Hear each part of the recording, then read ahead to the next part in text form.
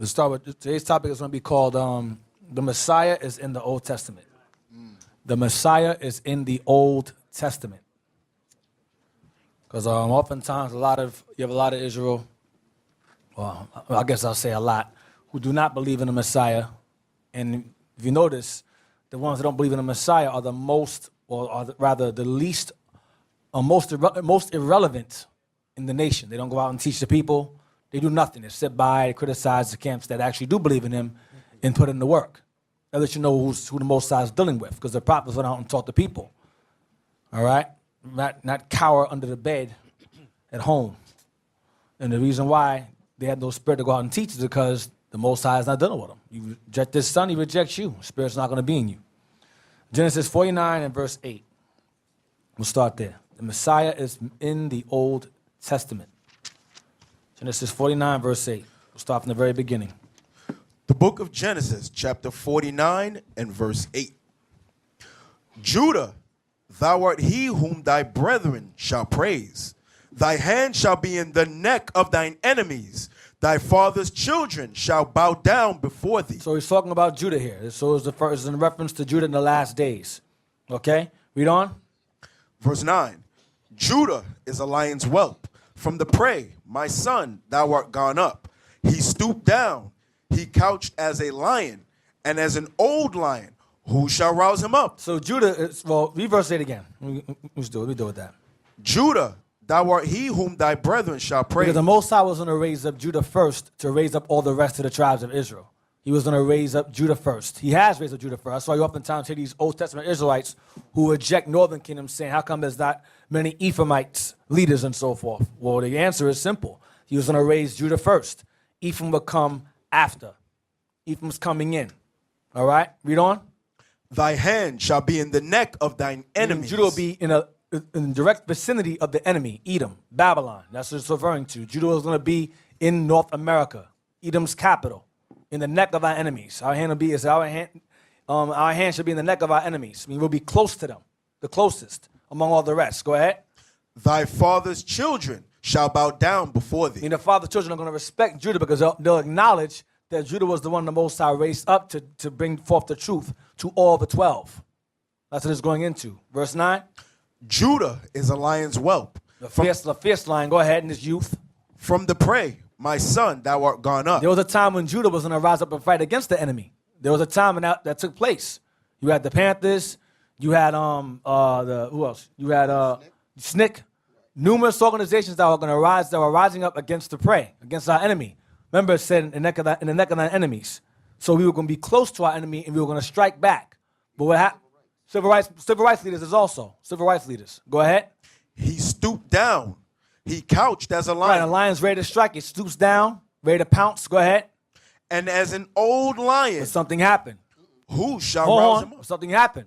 He went from being that young lion so he became an old lion. Ready to attack, fierce, powerful. That young lion got old real quick. One out. Go ahead.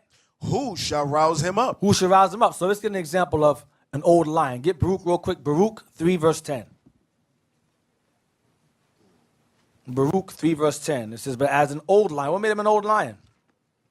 Young, ferocious, fierce, powerful to old, tired, lazy, shiftless, jail, gay, effeminate, Christian, politician, athlete.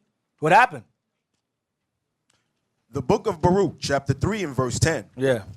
How happeneth it, Israel, that thou art in thine enemy's land? Right. Remember, it said earlier, in the neck of thy enemies. Go ahead. That thou art waxen old in a strange country. What? Read again. That what? That thou art waxen old in a strange country. Read again. That thou No, art... from top. How happeneth it, Israel? What happened to Israel? What happened? Remember, you were ready to strike. You were ready to pounce that young lion. What happened? He's asking. What happened? Go ahead. That thou art in thine enemy's land. Go ahead. That thou art waxen old in a strange country. How? Go ahead. That thou art defiled with the dead. That's what happened. We got defiled the nations. The nations are dead. Their ways are dead. Their customs are dead. Their gods are dead. We got defiled with the other nations. Start to assimilate, integrate. We got government jobs. Remember that movie? The Panthers, you ready to take the building over. What happened? They were hiring that day. Hey, you know what's so heavy about? I'm gonna be quick. Yeah. You know what's so heavy about what Deacon Nathan just brought out where he connected it with Genesis, because that's exactly what it means. When you read Genesis chapter 49, how many of you in here are new? Brand new. Okay, I see a few hands. Genesis chapter 49 and Deuteronomy the 33rd chapter. That's that right? Yeah, 33. 33rd chapter gives you the breakdown of where the tribes will be at in the latter days. That's what the first two verses of this chapter 49 in Genesis talks about. So the Most High gives the information about how to locate the tribes. So as Deacon Nathan started with in verse 8, he's reading about Judah. Then it's going to get into Christ. That's what he's reading about. So as he's reading this clear that the Bible is talking about actual history. History. So when you read that verse about Judah is a lion's whelp, and it turned into an old lion, I know that's what you was dwelling with. That old lion, what are some of the things that made us, quote-unquote, old? 'Cause that's what you're going into now in that Baruch. Read that Baruch again, I'm sorry. Read again. Baruch 3 and verse 10.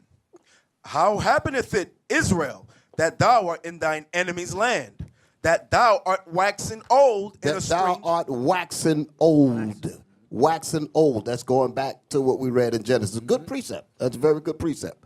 So what are some of the, like you were saying, what are some of the things that cause us to wax old? Okay? That's what Deacon Nathan was going into. But just think of some of the things that happened, like we was just talking about. Israel was rising up. Judah was rising up. I said Jake, but I meant Judah. Right. Judah was rising up, fighting for rights, equal Jake rights. Was, but Judah started first. Jake Right, was. exactly. That's right. Judah was the one that was leading it. Snake, the Panthers, civil rights, Martin Luther King, all that, Medgar Evers. Y'all know about some of this history, correct? As this Black Power movement and Black consciousness, all that stuff started to awaken the Negroes. This is going back to Ezekiel 37, and there was a rattling and a shaking, and the bones started to come together. That's the prophecies lining up all over again. So what happened that caused him to lay back down? What happened? Drugs. Okay, now you can start thinking about what started to happen to the drugs, the murdering of our leaders, all of these things, the COINTELPRO, stuff like this. Those are the things that, like you said, the welfare system, Section 8 and all that. The welfare system.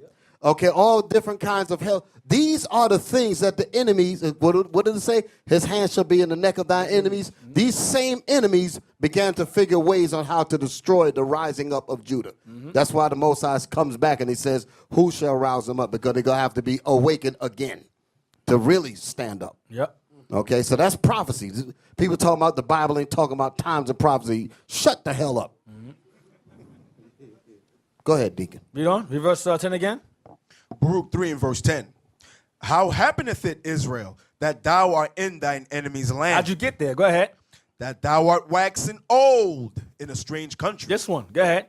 That thou art defiled with the dead. We become defiled with the dead. They begin to integrate. Integration was instituted.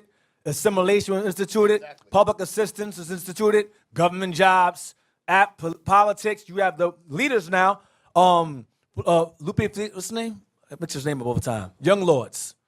Geraldo Rivera's one. He's one. Lupe Feliciano or Felipe Luciano. Guzman, right. You have numerous. Who else? I'm trying to think of his name. Young Lords. Feliciano is his name, or Lupe, or whatever. Him. Young Lords leader, politician now.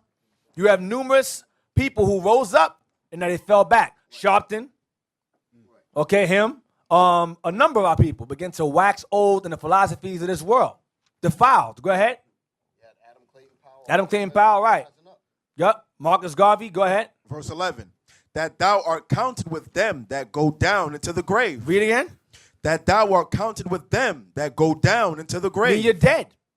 Counted means you're acknowledged like those who are dead in the ground. You just like them and alive. Spiritually dead, zombified. Zombies. You are far. There's a clip in Lion King. Movie's crazy. Lion King. There's this thing he says to Simba. He says to Simba, because Mufasa's supposed to be, that movie's another level. Yeah. But he says to his son, you have fallen far from what you once were. Something like that. When he went, remember he got chased out of his land? Simba. He dwelt with the hyenas for a while. Then he dwelt with Timon and Pumbaa, 2 unclean animals. Started eating unclean things and forgot what his culture was. Forgot everything. The monkey had to come and tell him, what's his name? The monkey's name. Huh? Mafiki. Had to say, listen, you know who you are? Mafiki. Rafiki. He said, you know who you are? He had to explain to him, and then he wanted to see his father. His father said, what happened to you, my son? That movie's crazy. Lion King is spiritual on another level. We watch it and say, that's a great movie. You know, the songs and stuff. No. Watch the movie again. That was in the 90s. They were bringing that In fact, information get that clip. When he talks to his father. Watch he says something. I'm going to show you. Digging our Did tongue. you actually find it? Because I was looking for it. I couldn't find it. No, it's up there. Digging when he our first tongue. meets his father. Well, not first, when he sees him dead. Yeah, the monkey looked like the white man. But you know who the But he monkey was wasn't supposed to supposed to rep? be. The He wasn't monkey was supposed to be. supposed to represent us. Prophets. Will be the prophets. That's what the monkey was supposed to represent. Because that was the one that Remember, woke him up. he learned up. He said he's alive. And he drew him in a tree. He said he's alive. He started getting happy. But there's a scene when Rafiki says, go talk to your father. He hits his face, he hits the water, and the reflection of his face is his father. That's the Bible, his father's face. Yeah, it should be it. You knew my father? Correction, I know your father. Stop. So that's the first thing, as a prophet, he goes, you know my father? Like he's dead. He says, no, I know your father. He's still alive. He's in you. That's what he's saying to him. Like our father, you know who our father is. He's alive in us also, but we're spiritually dead, like he is in this instance. Y'all realize they use a lion to represent us. That's what we're reading here. That's lion. This is straight up mockery. That's the of what whelp. they're doing. That's the whelp. A whelp. Just watch this. Pay attention. Yeah, man. Then the monkey will be what? Will be who? Elijah. That's come back and tell us who we are. That's right. what that is. The beard right. and everything. Right. Watch this. I hate to tell you this, but he died a long time ago. Nope, wrong again. He's alive, and I'll show him to you. You follow old Rafiki. He knows the way. Come on. Watch this. Look how fearful he is. That's us. Don't dawdle. Hurry up. Hey, whoa, wait. Come on. Come on. Would you slow down?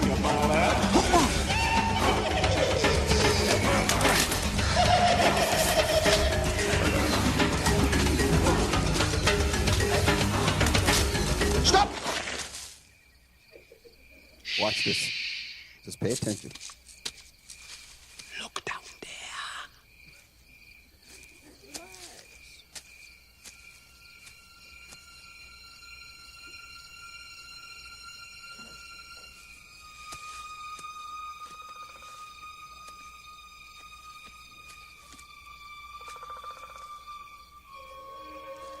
This is it. That's not my father. It's just my reflection. No. Look hard. Read the Bible. You see, he lives in you. Stop. Now, this was in the 90s. We was in the old school when this came out. We were talking about this very film. That water is the Bible. Go ahead. No, he said something about my father. He said, no, look harder. He said, what you harder. see is a nigga. Right. That's you got to look deep in the water. What he say? Negro. You see as a Negro. I'll say that. Excuse me. Right. A Negro. He goes, Right. no, you look harder. You're not looking hard enough. Right. When he said look harder, because he's trying to let you know that so-called Christian blacks be reading the Bible and they ain't really reading it. You got to really get into it to find out that it's not just words on the paper. You read like hymns. The Bible is actually talking about you. That's why I said the Bible is your photo album. That's what he's telling them. He said, listen, it's not you just looking at it. Look harder and see yourself in the Bible. That's what he's telling them. Yeah. You see, he lives in you.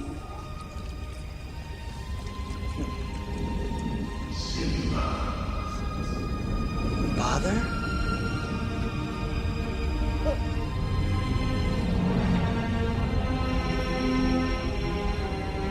Simba, you have forgotten me. No. How could I? You have forgotten who you are, and so forgotten me. Stop. Look inside.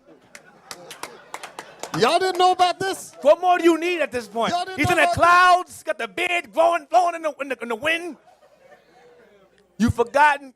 What you said? Don't rewind it again. That's Go back. Isaiah 1 and 3. That's what he's telling you, right? That's Isaiah 1 Go and 3. back more. Right there. Father?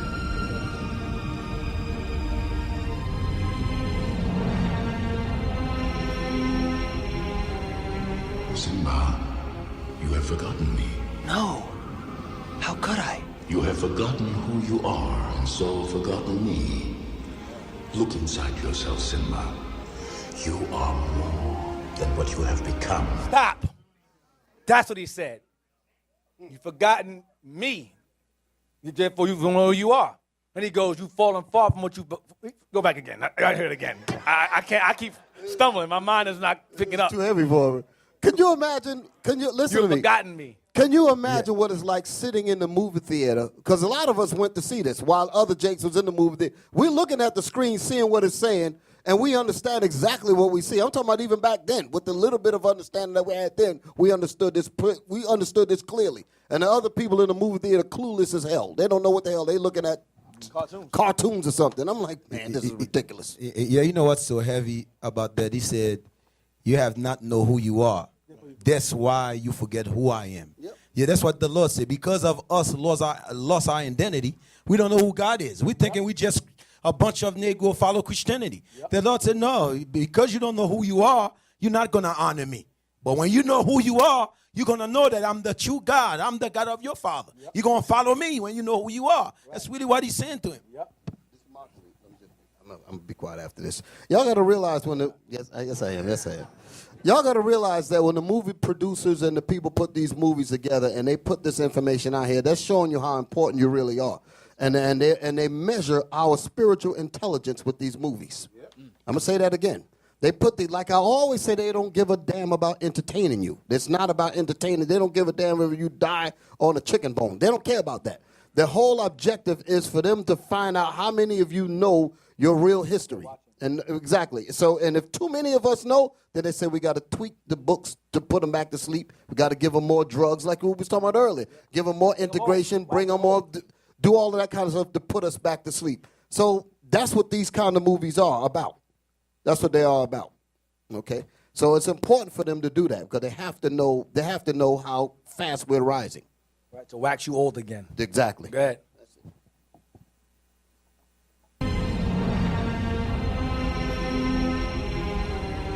Simba, you have forgotten me.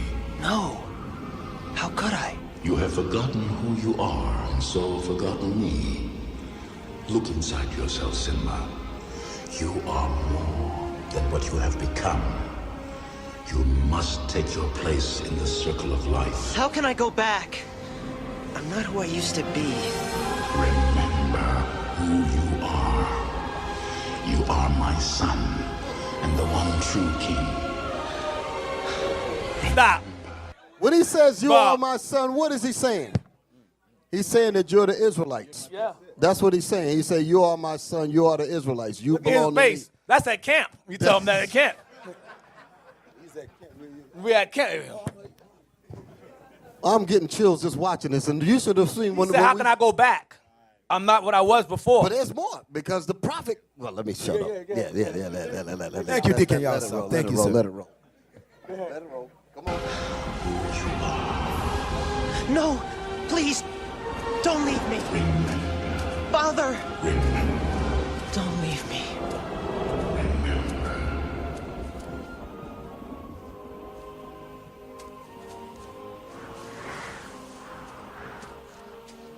What was that? The weather. Very peculiar, don't you think? Yeah. Looks like the winds are changing. Change is good. Yeah, but it's not easy. I know what I have to do, but going back means I'll have to face my past. I've been running from it for so long. Ow! Jeez! Hold it. Check out. Hold it. Stop. He said that he don't want. Listen to. You got to listen what he's saying. He's saying that he doesn't want to go back to his past. A lot of our people hate history. Yep. Okay. They don't want to go into the history of the Bible to find out who they are. Just go back just a couple of seconds and play on, because I want you to pay attention to when he said about going back to the past. Right, you know, you remember. Hold on. No. Watch what he do. Watch this. He gonna show you how significant the past is. I remember this. Play it. Looks like the winds are changing. Change is good. Yeah, but it's not easy. I know what I have to do, but going back means I'll have to face my past. I've been running from it for so long. Ow! Jeez, what was that for? It doesn't matter. It's in the past. Yeah, You but get the point? If you pay attention to getting hit upside your head, he's showing you that the past makes a difference. That's the point. I just hit you, but it was in the past. That's what he said. That was it. That's all I wanted. That's it. Go ahead, let it go. See how it goes. hurts. Oh, yes, the past can hurt. But the way I see it, you can either run from it or learn from it. Ah, you see? So what are you going to do? First, I'm gonna take your stick. No, not a stick. Hey, where are you going? I'm going back! Good. Go on, get out of here. Yeah, he's repenting. That's what that part represents. He said, I'm going back home. That's what he meant. And then in the end, he becomes that fierce lion he once was supposed to be before he fought against Scar. Edom. His uncle, his evil uncle, Edom. That's what it was supposed to be, Scar. Y'all like that? All praise to the Most High. All right. Yeah, Deacon Nathan, you have me going home now watching with the kids. You ain't right. You like that, right, Lava?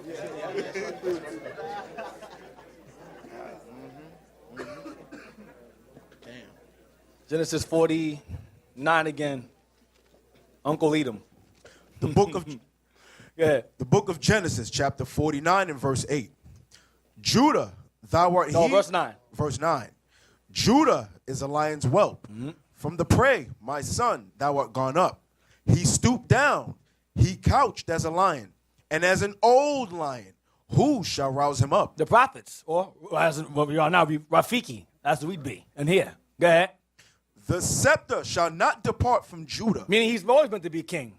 When he said to him and said, Simba, you're supposed to be in the throne. The throne is yours, so to speak. I'm paraphrasing. You're supposed to be in the throne. The throne belongs, you're the rightful king. That's what he says. Go ahead. Nor a lawgiver from between his feet. Because we're the lawgivers as well, the priests. Go ahead. Until Shiloh come. Until who come? Until Shiloh come. Means the peaceable one comes. Go ahead. And unto him the Shiloh, the peaceable one, go ahead. shall the gathering of the people be. Unto him shall the gathering of Israel be. Not any regular, any elder in Israel, any camp. He's referring to the Messiah. Unto the Messiah shall the gathering of all 12 be. But he's going to use Judah, the top tribe, to raise up all the rest, and then he's going to gather all of us together as one. All right? Read on. Verse 11. Binding his foal unto the vine. Still referring to Shiloh. Binding his foal unto the vine. Go ahead. And his ass's colt unto the choice vine. And as his ass is called unto the choice vine. The vine is us. Go ahead. He washed his garments in wine, and his clothes in the blood of grapes. So Moses is giving a description. This guy, based upon what I'm seeing on his clothes, he washed his clothes in wine, and it says he, in his clothes in the blood of grapes. Who washed their clothes in wine? Do y'all wash your clothes in wine? But that's what Moses is describing here. This guy's clothes is drenched in wine because he ain't see what somebody else sees later on. Let's go to Zechariah 9:9. We'll get to that. Yeah, I am going to say that one. I like that one. It makes me happy. Zechariah 9, verse 9. The book of Zechariah, chapter 9 and verse 9. Rejoice greatly, O daughter of Zion. Yeah. Shout, O daughter of Jerusalem. Behold, thy king is cometh unto thee. Read again. Rejoice greatly, O daughter of Zion. Rejoice greatly, O daughter, meaning the nation of Zion. Go ahead. Shout, O daughter of Jerusalem. Be happy. Go ahead. Behold, thy king is cometh. Thy king cometh unto thee. Behold, thy king cometh unto thee. Go ahead. He is just. He is righteous. And having salvation. And this king to come is going to bring forth deliverance. Go ahead. Lowly. Humble. And riding upon an ass. You'll see him riding upon an ass. Go ahead. And upon a colt, the foal of an ass. And we're riding upon an ass or riding upon the mule. See, ass is in the Bible. You can say ass. It's in the Bible. Don't get mad. No, ass, all right? So now, let's get Isaiah 63, verse 1. Yeah. No, you don't wait that. Makes me happy. I told you, it makes me happy. Isaiah 63, verse 1. Let's see what Moses described. Because Moses is shown the last days. He was shown the beginning and he was shown the end. That's right. That's what Ezra told us. All right? So we're going to see what Moses, now Moses didn't give, or wasn't allowed to give one or the other, too much detail regarding his clothes being washed in the blood of grapes. But what was not given to Moses was passed on to the rest of the prophets. So let's see what Isaiah sees. Go ahead. The book of Isaiah, chapter 63, verse 1. Who is this that cometh from Edom? Who is this that cometh from the land of Edom? Go ahead. With dyed garments from Bozrah. With dyed garments from Bozrah, Edom's capital. This that is glorious in his apparel. He's answering the question. This guy that is glorious in his apparel. Go ahead. Traveling in the greatness of his strength. I that speak in righteousness, mighty to save. He's asking and answering his own question through Isaiah. It's me. That's who you see. It's me coming out of Bozrah. It's me coming out of Edom. It's me. It's an answer question situation here. Go ahead. Question response. Go ahead. Verse 2. Wherefore art thou red in thine apparel? He's asking himself a question. Why are your garments red? Why are your garments red like this? Go ahead. And thy garments like him that treadeth in the wine fat. Like the garments of him that washes his clothes in the blood of grapes. Like Moses said in Genesis 49. Why your clothes look like that? Like you wash them in wine. They're so red. What's that redness on your garments? Moses asked the same question. What's that red stuff in his garment? Go ahead. Verse 3. I have trodden the winepress alone. The winepress, when you step on grapes to make wine. I have trodden it alone. But so if he's trodden the winepress alone, who are the grapes in his winepress? Go ahead. And of the people, there was none with me. I need no help. I did it by myself. Go ahead.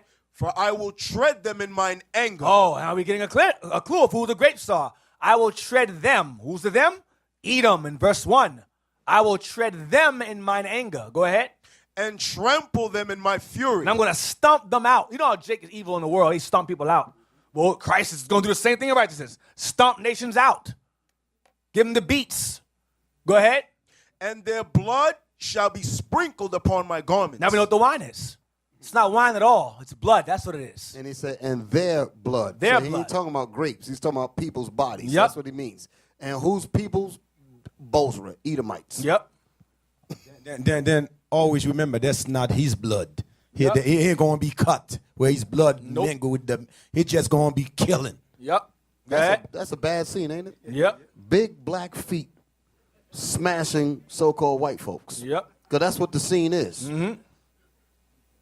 And I will stain all my raiment. And I will stain all my raiment as if I washed it in grapes. It's going to be blood all over the garment. Blood soaked. Now, this is the reason why Christianity cult members will try so desperately to say, well, Edom is gone, done away with. Well, when did this happen? When did this take place? Never. So it's going to take place, which means what? Edom still exists.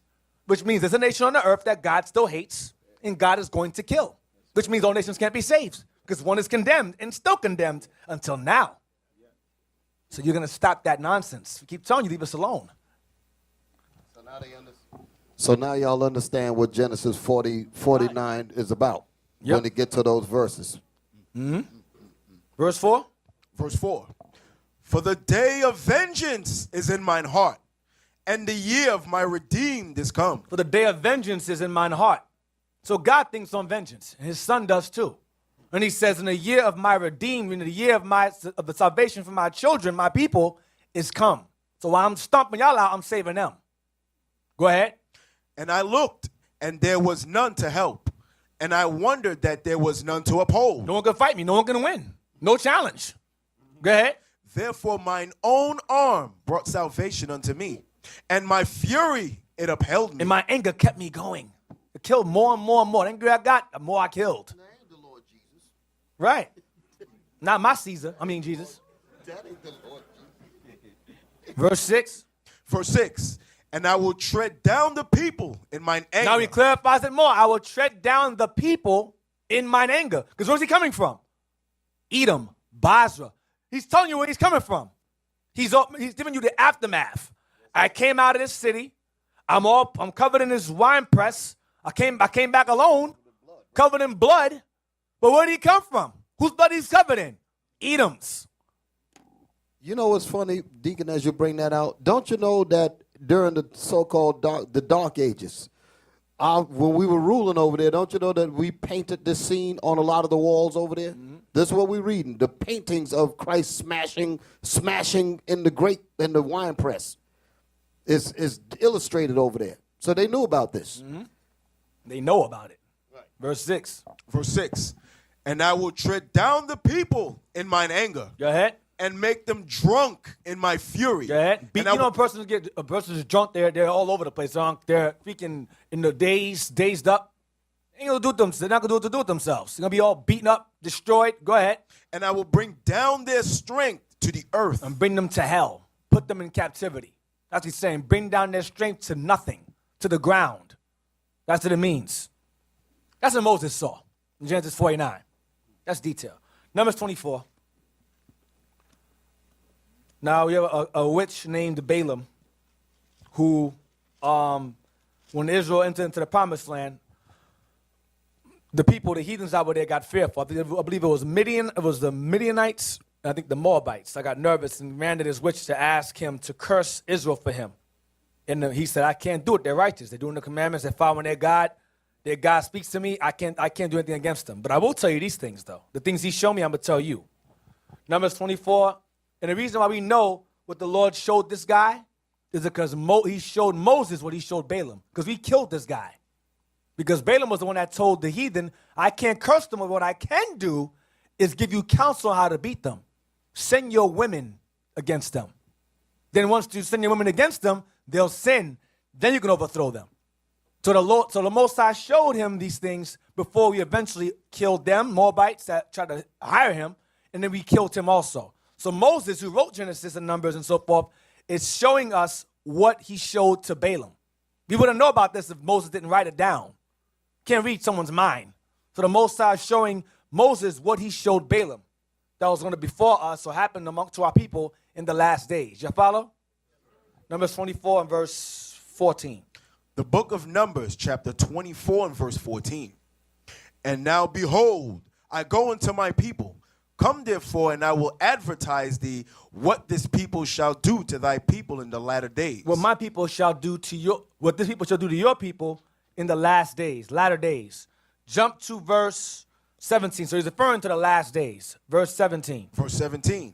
I shall see him. I'm gonna see him. Go ahead. But not now. Not now. He ain't gonna come. He ain't here yet. I shall behold him. In another life, he's referring to. Another life, I shall see him. Go ahead. But not nigh. But I won't be near him because I'm not his people. I will not be near him because I'm not his people. Go ahead. There shall come a star out of Jacob. Go ahead. And a scepter shall rise out of Israel. A star means a leader, a light. A light out of Jacob. And a scepter means this light will be a leader to our people, a king. Because the king carries the scepter. Remember Genesis 49? The scepter shall not depart from Judah. No lawgiver from between his feet. He's saying the same thing, Moses. He's saying the same thing. Go ahead. And shall smite the corners of Moab. And destroy all the children of Sheth. All the children of Sheth. All right? Of Satan. So now, on the corners of Moab and the children of Sheth. So now, he's showing Balaam what Israel's going to do in the last days. So we're going to conquer Moab again in the last days. And we're going to conquer all those other nations that worship Sheth and so forth. We're going to conquer them too, which is all nations. They all worship Satan. That means all nations, because they have no God. So by default, they're God's the devil. Because they're godless people. Godless people. Read on. Verse 18. And Edom shall be a possession. Here he goes again. And Edom shall be a possession temporarily. Because after a while, we have no need of him. After a while, he got to go. Go ahead. Seir also shall be a possession for his enemies. And we shall possess their land because they're not going to be in it no more. Because we're going to kill them out of it. Go ahead. And Israel shall do valiantly. And we'll do well once they're gone. Even more so once they're gone. Go ahead. Verse 19. Out of Jacob. Out of Jacob. Go ahead. Shall come he that shall have dominion. Out of Jacob shall come he that shall have dominion. Go ahead. And shall destroy him that remaineth of the city. Right, and shall destroy him. So who is the he out of Jacob that shall have dominion? Let's get Daniel 7 and 13. I'm going to stay in the old, because you know the Old Testament Israelites don't believe in the New Testament. So I'm going to stay in the old much as I can throughout the whole class. I'm going to stay in the old. Daniel 7:13. Stay in the Old Testament. The book of Daniel, chapter 7 and verse 13. I saw in the night visions, and behold, one like the Son of Man. I saw in the night visions, and behold, one like the Son of Man. One like the Son of Man. Go ahead. Came with the clouds of heaven. Came with the clouds of heaven, meaning angels, chariots. Go ahead. And came to the Ancient of Days. And this Son of Man approached the Ancient of Days. Son of Man is who? That's right. Two separate entities.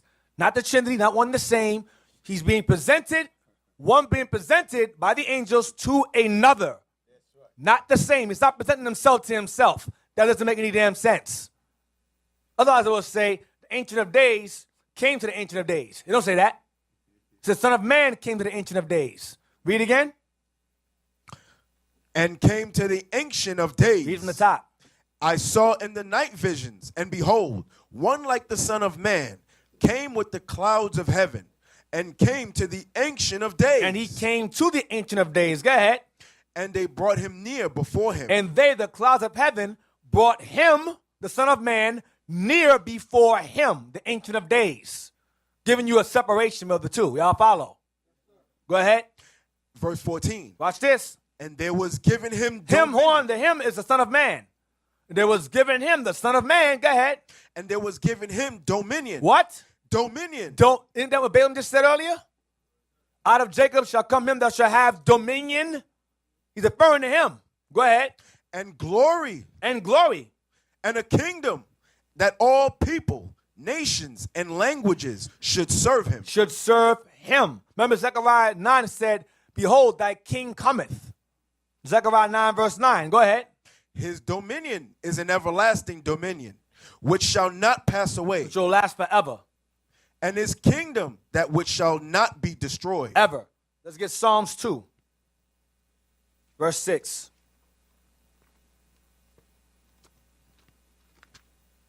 The book of Psalms, chapter 2 and verse 6.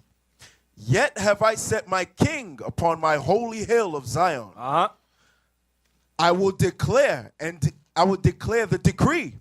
The Lord had said unto me, thou art my son. This day have I begotten thee. He's talking to his king. Thou art my son. So this king he's going to set up will be his son. Read verse 6 again. Verse 6. Yet have I set my king upon my holy hill of Zion. I will declare the decree. The Lord hath said unto me. Unto me. Because this is the king he's talking to, speaking through David. Go ahead. Thou art my son. This day have I begotten thee. Go ahead. Ask of me, and I shall give thee the heathen for thine inheritance. Ask of me, and I shall give you the heathen for your inheritance or your possession. Like I said in Numbers 24, Edom shall be a possession. Go ahead. And the uttermost parts of the earth for thy possession. And everyone else on the earth also shall be your possession. And everything else. Go ahead. Verse 9. Thou shalt break them with the them is the heathen, thou his inheritance. Thou, the king who he sets up, who he calls his son, shall do what to them? Thou shalt break them with a rod of iron. Thou shalt dash them in pieces like a potter's vessel. You shall dash them to pieces like a potter's vessel. All right? Read on. Verse 10. Be wise now, therefore, O ye kings. That's us. Remember, Christ is the King of kings, Lord of lords. If he's the King of kings, who's he the king of? Us. We're the kings. King of kings. He's the Alpha of all the kings and Lord of all the lords. We're the lords. King of kings, Lord of lords. Go ahead. Be wise now. Hold on. You're reading a lot of stuff, and I want this thing to really rest on your head. The Bible is telling us all of these great things, right? Y'all hearing this, right? The Most High is promising us the planet Earth and everything else, and we're going to rule this earth with Christ and all of that. But our enemy's objective, although it's written in this Bible and it's crystal clear, the history, everything backs it up, the archaeology, all the stuff that we've been talking about, but your enemies want to intercept your mind from what's written in here. In other words, if they could cause you not to believe this, this will have no effect on you. You follow me? Because if you really, really believe what this is really saying about what Christ is saying about us, the world is yours. As a man thinketh, so his reality will fit what he thinks. I'm going to just say it that way. I've been saying it the easy way, and nobody really was picking up on what it said. If you imagine it, and you really believe in that imagination, it will come to pass through the Spirit of Christ and the Most High. That's what this Bible is telling you. So the objective of an enemy is to intercept your belief in this. Yeah, that Bible says that they're great. Yes, that Bible says this. Yes, that Bible says that. But if I can convince them that they are not really the people of the Bible, we got nothing to worry about. That's what, like I told y'all before, that's what that scene in the Ten Commandments was all about. They didn't care whether, I'm talking about the thing with Moses, when they talk about the deliverer. They said there's a story, there's a saying about a deliverer coming to rescue the people out of captivity in Goshen. And the Pharaoh said, well, I don't care whether if it's a deliverer or not. My problem is, do they believe that there's a deliverer? Because if they believe that there is a deliverer, they are not going to work for you. They're not going to serve you. They're not going to worship you because they really believe that they're going to be rescued from the bondage that we put them in. If you really believe this, the world is ours. Go ahead. I'm done. Christianity is no different from Lion King. Again, Lion King, they go, Hakuna Matata. No worries. Eat unclean animals. Just be free. It's a trouble-free philosophy. Hakuna Matata. Exactly. Grace, under grace. Do nothing, under just believe. It's the same garbage. It's the same thing. Hakuna Matata. Be a homosexual, Hakuna Matata. Be a murderer, Hakuna Matata. Be a drug dealer, Hakuna Matata. It's the same thing. It's the same nonsense. Great Wisdom of Solomon 6. So we sing that song. That song is nice. Hakuna Matata. It's nice. It's just catchy. And so is sin. Sin's catchy also. Yeah, coon. Yeah, Hakuna Matata. A coon Matata. You funny. Wisdom of Solomon 6. Read verse. Hakuna Matata. Verse 18. The book of Wisdom of Solomon, chapter 6 and verse 18. Because the heathen will say, you guys are pushing hate. Why don't you push love? Push love. That's the Hakuna Matata again. Right. That's another way of intercepting you from what the Bible is really saying. So let's see what love is. Yeah, Deacon Nathan, make that statement you said that he didn't say it. Oh, Hakuna Matata. No, he said. Trouble-free philosophy. It's a no, we pushing hate, man, but we're we should pushing show hate. love. We should say, push love. Say what you say again. Oh, you're pushing hate. You should push love. Love. But the love began with pay the people for 100-something years, the free labor. Yeah. Your love didn't begin like that. Why we have to show you love? You have not paid your due yet. Yeah, how the hell you don't pay me? I work for you. You want me to love you? Mm-hmm. Yeah, it make no damn sense whatsoever, man. Verse 17. The book of Wisdom of Solomon, chapter 6 and verse 17. Yeah.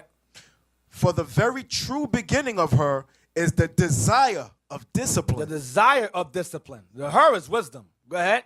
And the care of discipline is love. Oh, the care of discipline is love. Go ahead. And love is the keeping of her laws. Oh, love is keeping God's laws. And God's laws says we're going to inherit the nations as slaves. That's what the Bible says. That's my desire. It's our desire. Go ahead. And the giving heed unto her laws is the assurance of incorruption. Of immortality. Go ahead. And incorruption maketh us near unto God. Go ahead, watch this. Therefore the desire of wisdom bringeth to a kingdom. The desire of wisdom brings you to a kingdom, to rule. Because when you have a kingdom, what are you? You're a king. And what does a king have? Subjects. People to serve him in that kingdom. Go ahead. Verse 21. If your delight be then in thrones and scepters. As a man thinketh, so is he. If your delight be then in thrones and in what? And scepters. And scepters. Like the Son of God is going to receive a scepter. Go ahead. O ye kings of the people. O ye kings of the people. Like he said in Psalms 2. Kings of the people. Go ahead. Honor wisdom that ye may reign forevermore. Over who? Everyone and everything. Forevermore. Go ahead. As for wisdom, what she is and how she that's came all I up. want. That's all I want. That's all I want. So go back to Psalms 2. So wisdom brings you to a kingdom. Psalms 2 and verse 10. The book of Psalms, chapter 2 and verse 10. Be wise now, therefore, O ye kings, be instructed, ye judges of the earth. Go ahead. Serve the Lord with fear and rejoice with trembling. It means serve God with fear and trembling. That's Philippians 2:12. That's where Paul got it from. Serve the Lord with fear and trembling. Go ahead. Verse 12. Kiss the Son. Kiss the Son, the same Son whom he was well pleased, who he has begotten in verse 7, who was set upon his holy hill in verse 6. Go ahead. Kiss the Son, lest he be angry. You kiss someone, you love them. Love the Son, mean keep the commandments, lest what? Lest he be angry. Go ahead. And ye perish from the way. And he kills you. Go ahead. When his wrath is kindled but a little. Blessed are all they that put their trust in him. Now, with the Old Testament Israelites it says Son right here. Son means kiss the purity. In that word, the word Son is purity there. Well, I want to know who the Son of God is in verse 7. Thou art my Son. Thou art my purity in verse 7. That don't make no type of sense to me at all. Purity is going to inherit the nations. Purity is going to inherit the nations forever. Purity does that. Wow, you deep and dumb. Let's get Daniel 7. Yeah, deep dummies. No, Micah, no, I want Deuteronomy 18. Deuteronomy 18, verse 18. The book of Deuteronomy, chapter 18, verse 18. I will raise them up a prophet from among their brethren, like unto thee, and will put my words in his mouth, and he shall speak unto them all that I shall command him. And it shall come to pass that whosoever will not hearken unto my words, which he shall speak in my name, I will require it of him. Read 18 again. Verse 18. I will raise them up a prophet from among their brethren. From among their brethren, out of Jacob. Remember Numbers 24, Genesis 49, out of Jacob. Go ahead. Like unto thee. Like unto, this is Moses telling us, the Lord said, this is Moses telling us what the Most High said to him regarding the Messiah. Read again. I will raise them up a prophet from among their brethren, like unto thee. Like unto you, Moses. Go ahead. And will put my words in his mouth. And he shall speak unto them all that I shall command him. Go ahead. And it shall come to pass that whosoever will not hearken unto my words, which he shall speak in my name, on my behalf, go ahead, I will require it of him. I'm going to kill him. That's what he means. I'm going to kill him. That's what he's saying. So he's telling Moses, I'm going to raise up someone among your people who's going to be like you. You're the mediator. This will be the new mediator. All right? Let's see what that is. Let's see what that is. Let's get Micah 5 and 1. Micah 5, verse 1 to 2. The book of Micah, chapter 5 and verse 1. Yep. Now gather thyself in troops, O daughter of troops. He hath laid siege against us. They shall smite the judge of Israel with a rod upon the cheek. Read it again. Micah 5 verse 1. Yeah. Now gather thyself in troops, O daughter of troops. He hath laid siege against us. They shall smite the judge of Israel with a rod upon the cheek. Go ahead. The judge of Israel is Christ. Go ahead. But thou, though thou be little among the thousands of Judah. Go ahead. Not the wealthiest. Remember, the Messiah was born in Nazareth. That was the hood. That's where he was raised. He was raised in Nazareth. That's why it says little among the thousands. He wasn't going to be in some rich family, some wealthy family. Okay? This little means the least among. All right, read again. Little, though thou be, start from there. Though thou be little among the thousands of Judah. Go ahead. Yet out of thee shall he come forth unto me. Yet, so it says, though thou be little among the thousands of Judah, yet out of thee, Judah, shall what? Come forth unto me. Yet out of thee what? Yet out of thee shall he come forth unto me. Stop. Yet out of thee, Judah, shall he come forth unto me. Where is that written before? Don't call out. Yet out of thee, Judah, shall he come forth unto me. Let's see who remembers. Let's see. New hands. No one knows. I'm going to start calling brothers. All the way in the back, in the middle. Shalom, brother Yashan. Shalom. Daniel's 7:13. Thank God. Yes. Please read it. Please read it for us so we can know what you're talking about. What a wonderful phrase.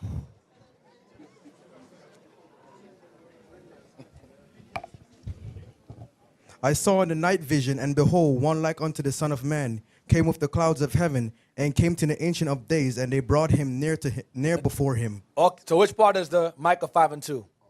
And they brought him near before him. Thank you. When they brought him near before him. When they brought him, the Son of Man, near before him. Mike is giving you his tribe. The Son of Man in that verse, Son of Man, remember Ezekiel's called Son of Man. Daniel's called Son of Man. So Ezekiel was Levi. He wasn't Judah. We're all son of men here. All of us are son of men here. But he's telling you, Micah's telling you which tribe the one that was presented in the heavens would come from. You understand? The Son of Man was brought near before him. Micah says Judah. He can come out of Judah. He'll be the least among them. He won't be well off. He won't be in wealthy families. He'll be the least. Read again, Micah 5 and 2 again. Micah chapter 5 and verse 2. But thou, Bethlehem, Ephrathah, though thou be little among the thousands of Judah. Out of the thousands of who? Of Judah. Go ahead. Yet out of thee Judah, go ahead. Shall he come forth unto me. Shall he come forth unto me as the Heavenly Father? Shall he come forth or near unto me in Daniel 7? He be out of Judah. Go ahead. That is to be ruler in Israel. To be what? To be ruler in Israel. To have dominion. Numbers 24. The scepter shall not depart from him. Saying the same thing over and over and over again. Y'all follow now? All right. Go ahead. Whose goings forth have been from of old, from everlasting. So he shall come forth near unto him whose goings forth have been from of old, from everlasting. Who's that?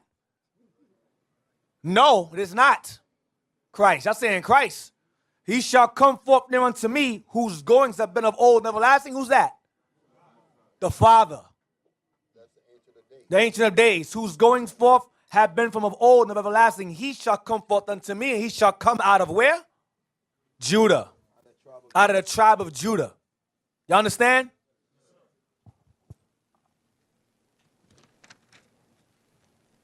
Isaiah 65 verse 9.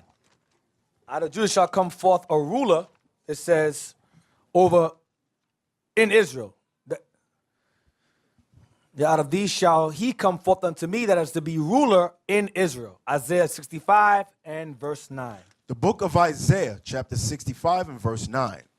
And I will bring forth a seed out of Jacob. I'll bring forth a seed out of Jacob. Go ahead. And out of Judah. And out of Judah. And he's saying it again. Out of Jacob. A scepter shall come out of Jacob. And so then he says, out of Judah. Go ahead. An inheritor of my mountains. Remember, an inheritor of my mountains. Go ahead. His land. Go ahead. And mine elect. And the people. Go ahead. Shall inherit it. And we shall inherit his inheritance, or be joint heirs. That's where Paul got it from. Joint heirs. Read again. And I will bring forth a seed out of Jacob. Go ahead. And out of Judah, an inheritor of my mountains. Go ahead. And mine elect shall inherit it. Go ahead. And my servant shall dwell there. So an inheritor of my mountains. Let's get what I want. Jeremiah 30 and verse 20. Yeah. Y'all see, after reading that, think about the Negro. Okay, and they call him the Negro, right? But out of the Bible, it's saying that these Negroes, when they repent, are going to be joint heirs with Christ. That's just think about the redemptive power to bring you from, like I said, I had that conversation with that Edomite when I was at work. He said, God is good, but he ain't that powerful. He can't take you Negroes and make y'all lords over us. And that's exactly what we're going to do. That's exactly what the Most High going to do. To shock his whole, crack his cranium. The Most High going to make that thing happen. Okay? Just like that. So just think about the words that Bible just used. To be joint heirs with Christ. That means everything that Christ's ruling, you're going to be ruling with him. And your wife looking at you like you just an old nigga. No, you ain't no nigga. You're the gods of this earth. That's what the Most High is saying. Right. That's what the Most High is saying. And that's in God's language for you to get it. You know, what I thought bringing out is two forms of knowledge at one time. I hope you'll meditate on what he bringing out. The Son of Man, he brought the Son of Man into God, right? But the Son of Man suffered like we suffer. They're spit in his face and do all that. That was that dude right there. We did that too. We better be ready for our judgment. That was that dude. We did that too. Curse him out, did that. That's why you guys don't understand when you watch what's coming out.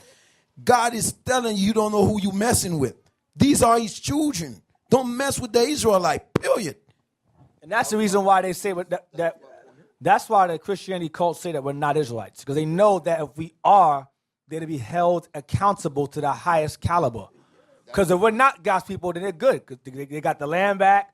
The government, Esau put them back in the land. So they're carefree. Hakuna Matata. Right. But if you are God's chosen people, as you say you are, Right. we're screwed. We're done. Meaning the apple of God's eye. That's Yeah, what he if we're says. God, It you're touches the God's apple of- jewel, we're finished. No, there's no amount of sorry you can give, sorries or reparations. We're just finished. So we have to do away with you.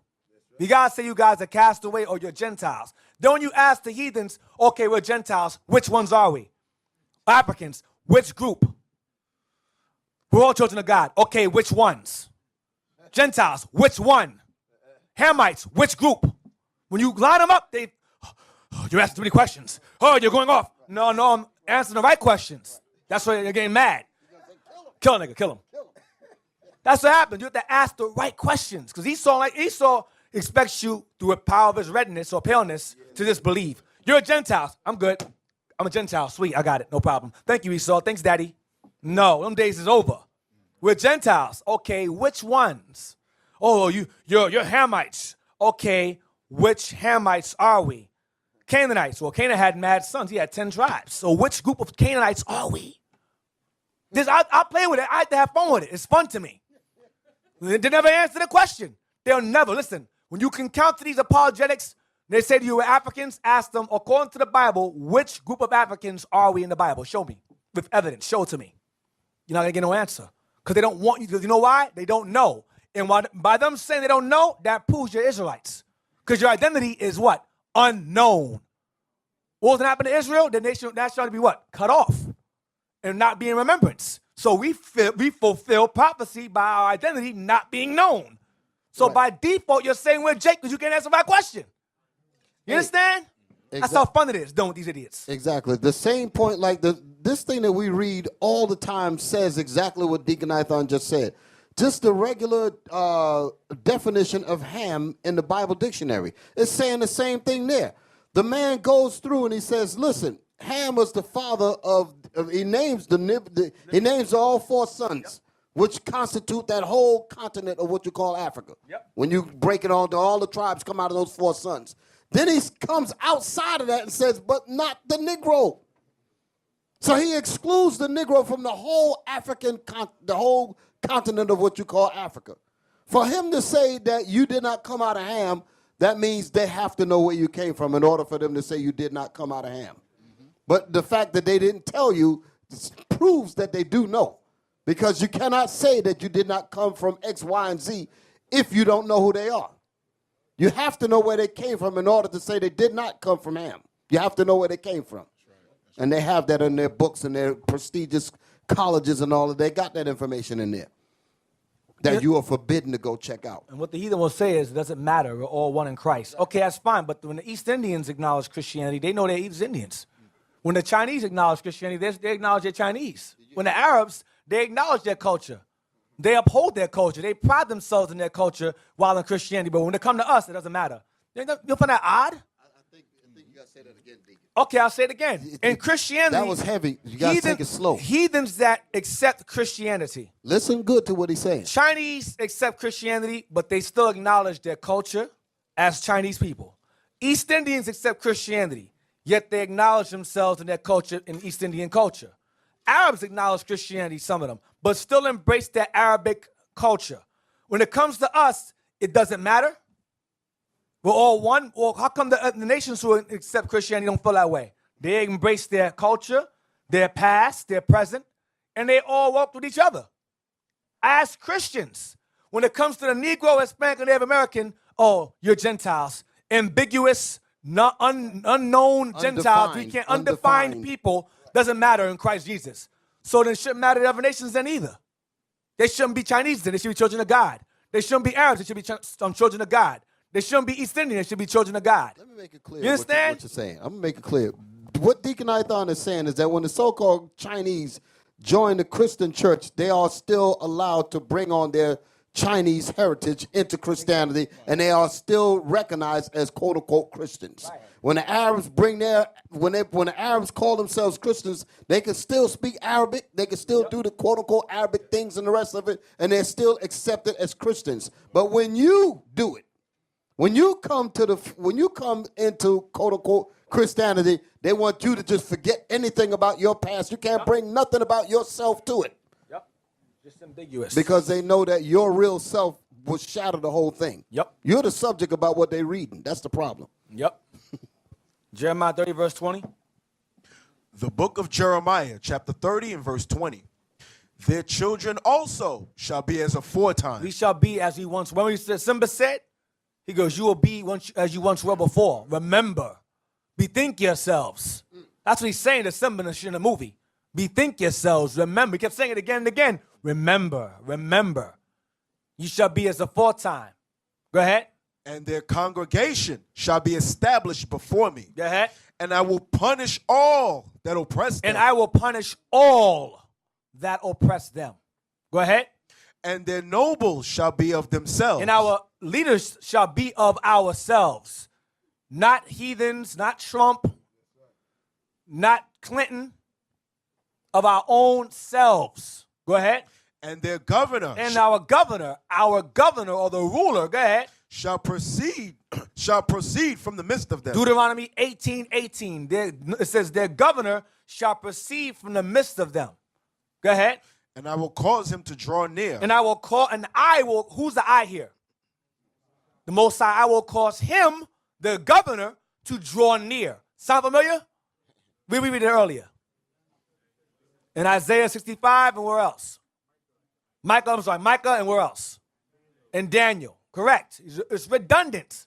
Go ahead. Yeah, I'm going to show you, Atan, what you bring forward is very dangerous, man.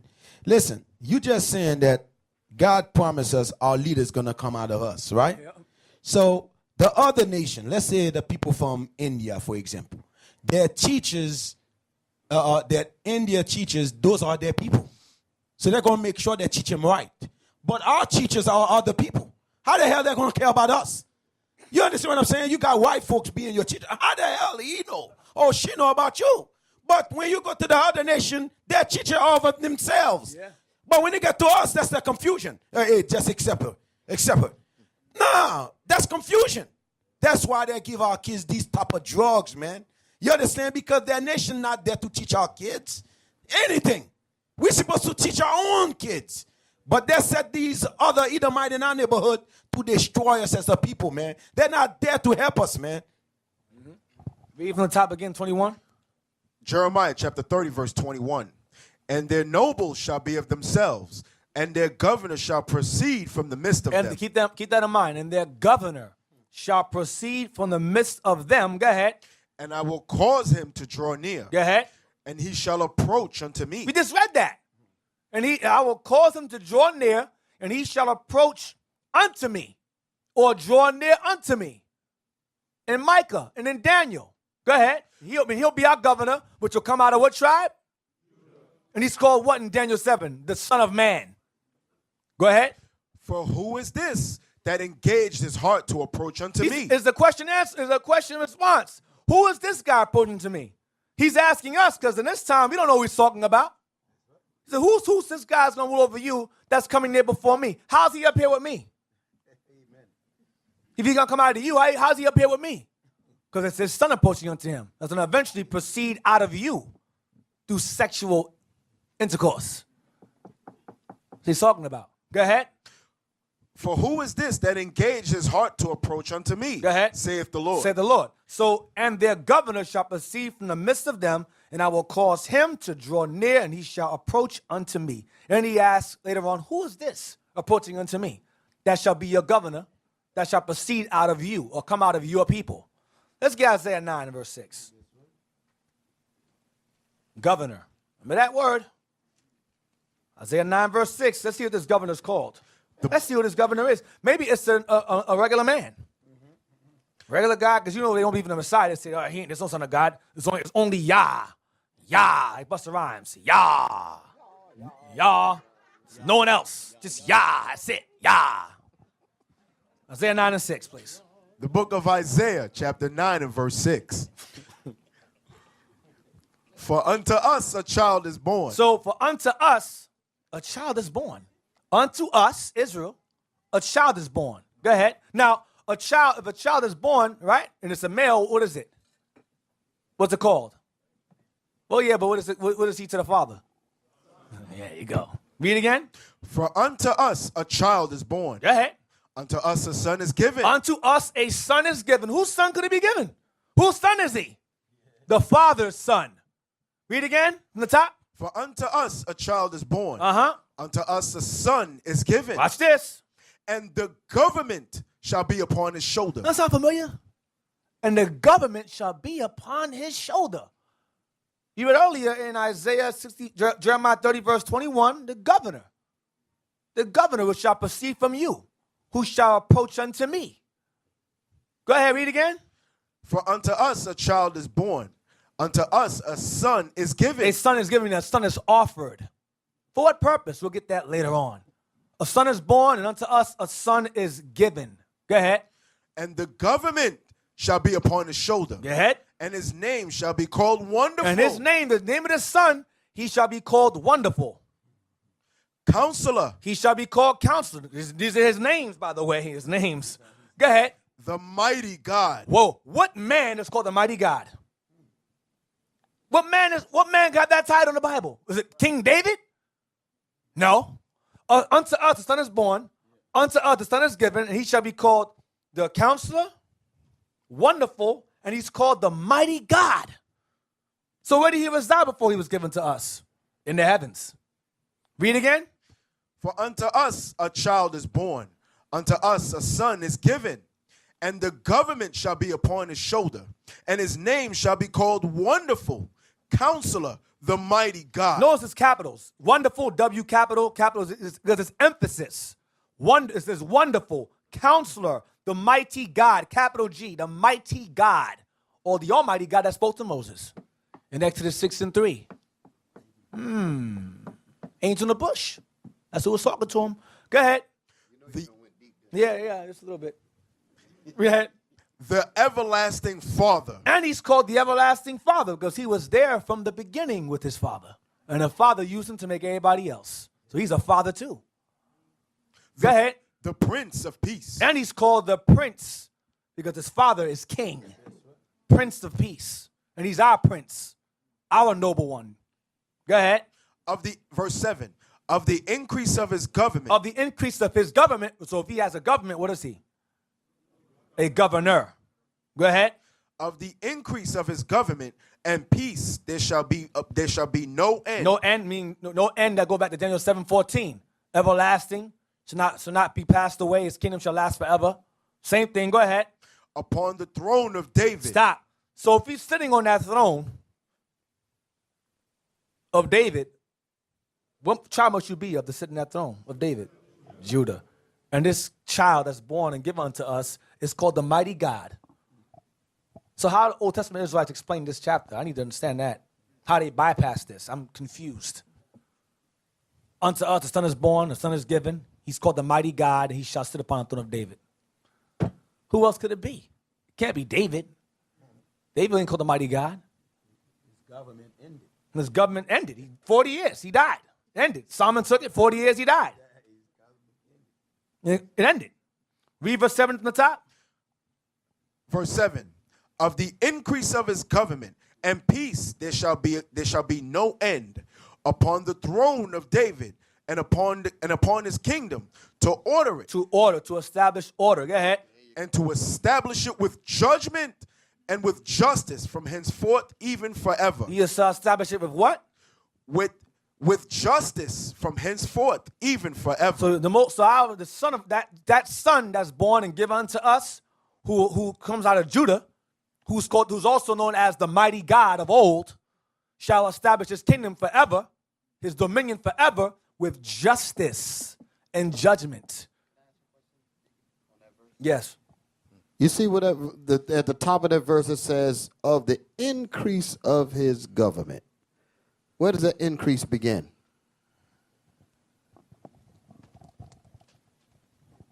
Where does that increase begin? I want all of y'all to pay attention. Where does that increase begin?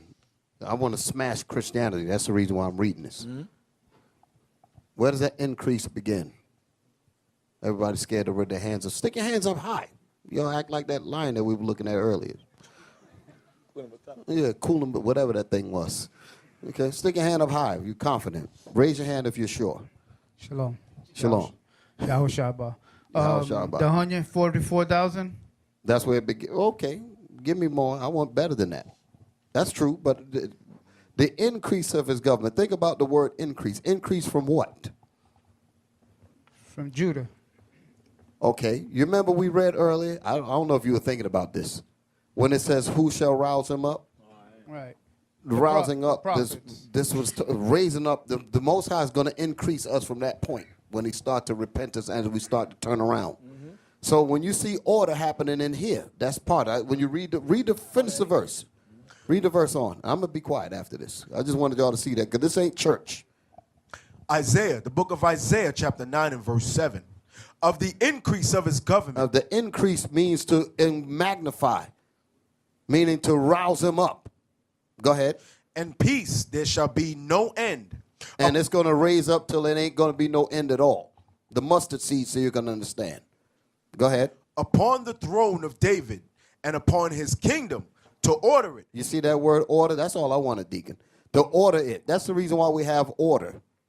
Okay, because the Most High said we're going to have order. Okay, that's the reason why we have rules. That's the reason why we have order and structure and organization, ranks. That's the reason why we have all of that, because it's biblical and it's godly.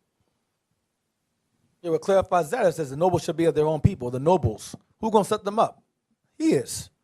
You going to be noble. You be the noble. You, over 10 cities. You over 20 cities. He going to set the nobles up of our own people over us. He going to do that. Not even, you don't got to go into a ballot box and vote Esau nonsense. No. Christ said, no, that's the leader right there. Okay, good enough for me. I ain't questioning nothing. I'm going to think about gum and water in the kingdom. Keep my mind clear and dumb as I possibly can make it. Don't think nothing stupid. Lord's will. Let's get, Want me to finish it? Yeah, finish it up. And to establish it with judgment and with justice from henceforth, even forever. Go ahead. The zeal of the Lord of hosts will perform this. And the Most High says it's going to happen. His zeal of this happening is going to happen. The Most High said it, and it shall be done. That's his zeal. Read verse 8. Verse 8. The Lord sent a word unto Jacob. That word goes back to that son, back in verse 6. A word unto Jacob. Go ahead. And it hath lighted upon Israel. That's that star in Numbers. And they have lighted that star upon Israel. That's saying the same exact thing. That star is a great light. That's what it's going into. All right? Let's get Zechariah 3, verse 8. Zechariah 3, verse 8.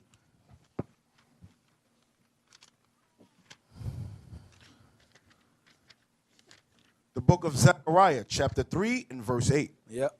Hear now, O Joshua the high priest, thou and thy fellows that sit before thee, for they are men wondered at. For behold, I will bring forth my servant, the branch. Read again. Hear now, O Joshua the high priest, thou and thy fellows that sit before thee. This is referring to the time of Persian captivity when Zerubbabel and Joshua were rebuilding the temple. And the Lord is revealing mysteries unto Joshua. Read again from the top. Hear now, O Joshua the high priest, thou and thy fellows that sit before thee. Like Zerubbabel and the other elders. Go ahead.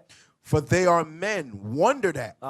For behold, I will bring forth my servant, the branch. In time, I will bring forth my servant, the branch. See how this word's in all caps? Emphasis. Emphasis. The branch. Let's do the branches. Jump to chapter 6, verse 12. Zechariah chapter 6 and verse 12. And speak unto him, saying, Thus saith the Lord of hosts, saying, Behold, the man whose name is the branch. Behold, the man whose name, another title, aside from Wonderful and Counselor, whose name is the branch or the vine, same thing, go ahead. Whose name is the branch, and he shall grow up out of his place. He shall grow up out of his place. Keep that in mind. He shall grow up out of his place. Go ahead. And he shall build the temple of the Lord. Go ahead. Even he shall build the temple of the Lord, and he shall bear the glory. He shall bear the glory. Go ahead. and shall sit and rule upon his throne. He shall sit and rule upon his throne. Who sits upon the throne? The king does, right? Go ahead. And he shall be a priest upon his throne. And he shall be a priest on top of being the king upon his throne. So he's a king and he's a priest. Where's that written earlier in class today? Let's see who remembers. Your mind got to go back. We read it earlier. Hopefully y'all paying attention, not just looking at me. You brother, stand up since you called it one up first. All right, Shalom. Genesis 49 and 10. Yes. Read it. Very good. It says, That boy good. the scepter shall not depart from Judah, That's the throne. Go ahead, the kingship. Go ahead. nor a lawgiver from between his feet. Nor what? A lawgiver from between his feet. What did the priests do? They're the lawgivers. He's repeating what Moses said in Genesis 49.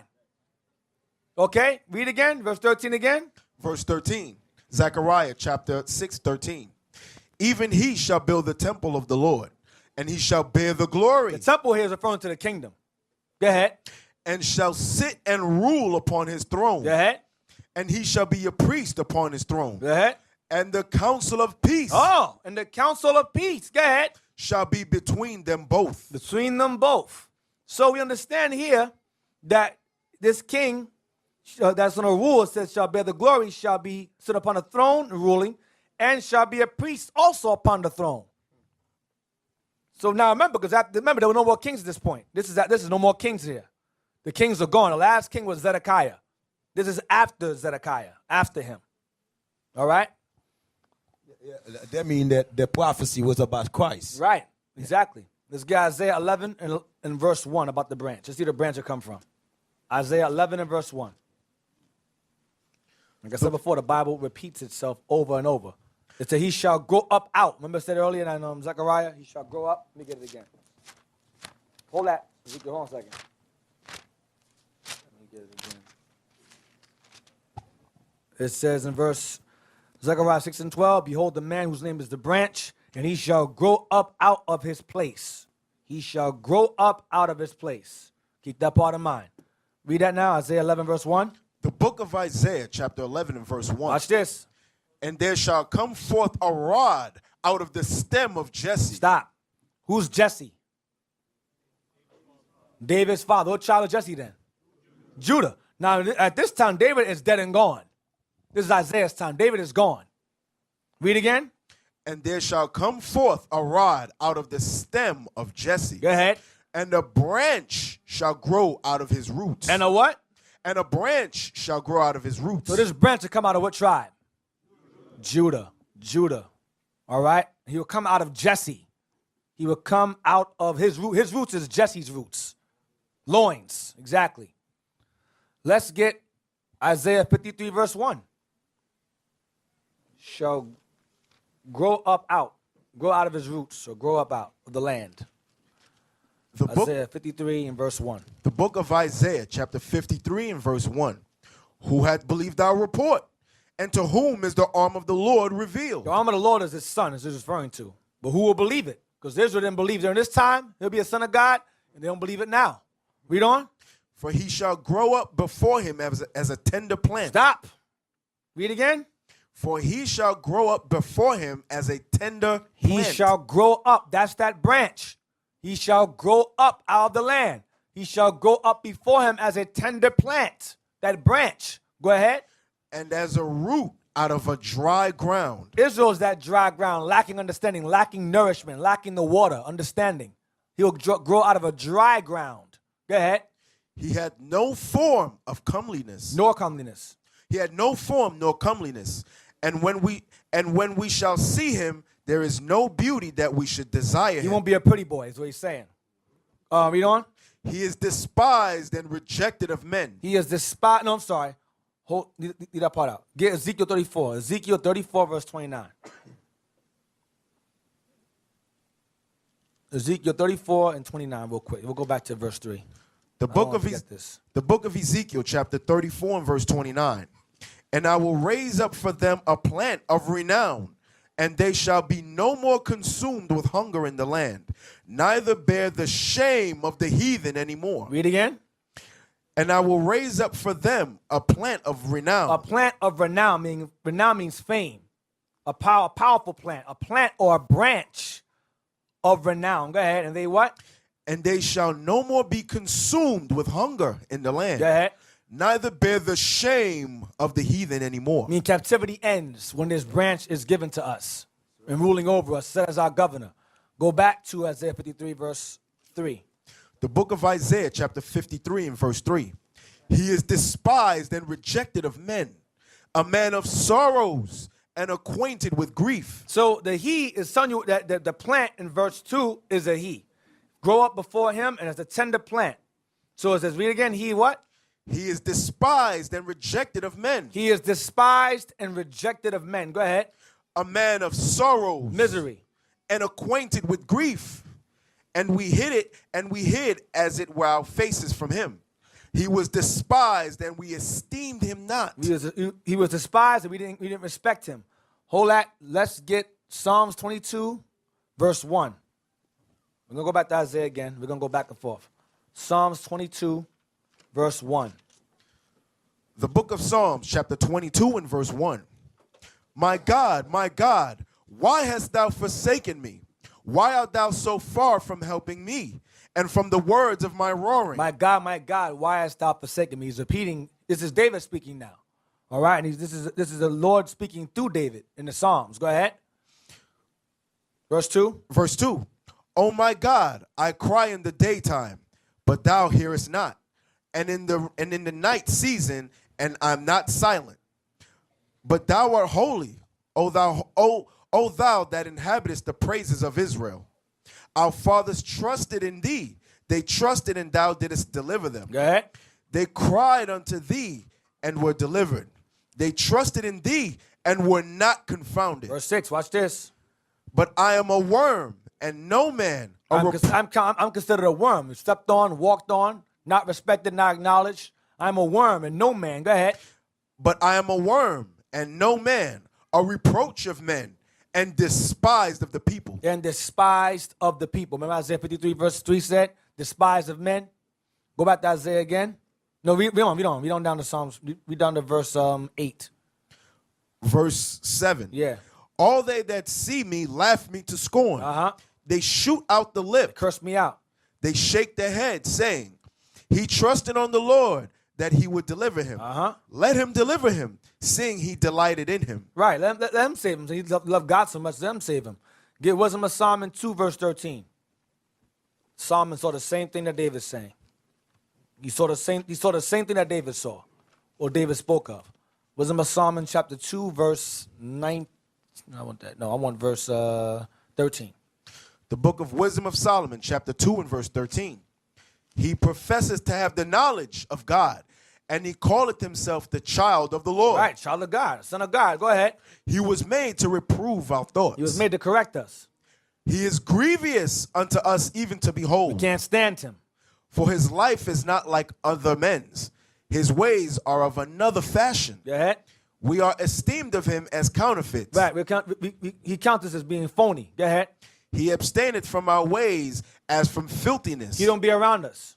He pronounceth the end of the just to be blessed, and maketh his boast that God is his father. That's what Christ is doing. Go ahead. Let us see if his words be true. Then this is the ungodly speaking. Let us see if what he says is true. Go ahead. Remember, it said they shoot at the lip in Psalms 22. They shoot at the lip. I'm despised of men. Saying the same thing.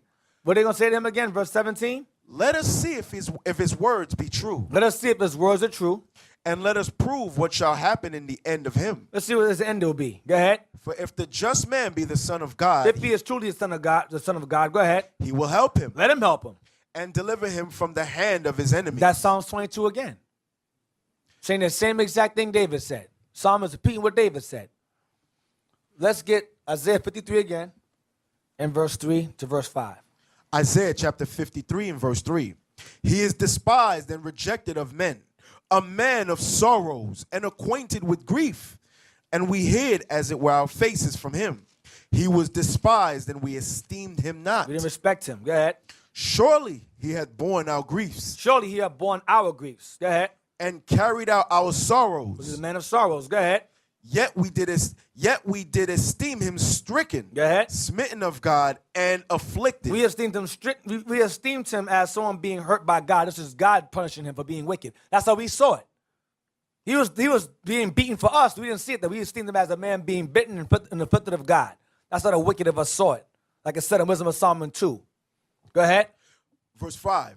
But he was wounded for our transgressions. But he was being beaten not because he was being smitten of God for wrong he did, but he was wounded for what? But he was wounded for our transgressions. But he was being wounded for our transgressions. Go ahead.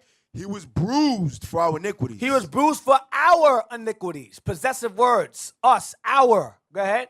The chastisement of our peace was upon him. Of what? The chastisement of our peace was upon him. The Prince of Peace. The chastisement of our peace was upon him. His death will bring us peace. Will bring our nation together. Go ahead. And with his stripes we are healed. And with his death we are brought back together. We're given a second chance to repent as a nation to eventually come out of these curses. Go ahead. All we like sheep have gone astray. We have turned everyone to his own way.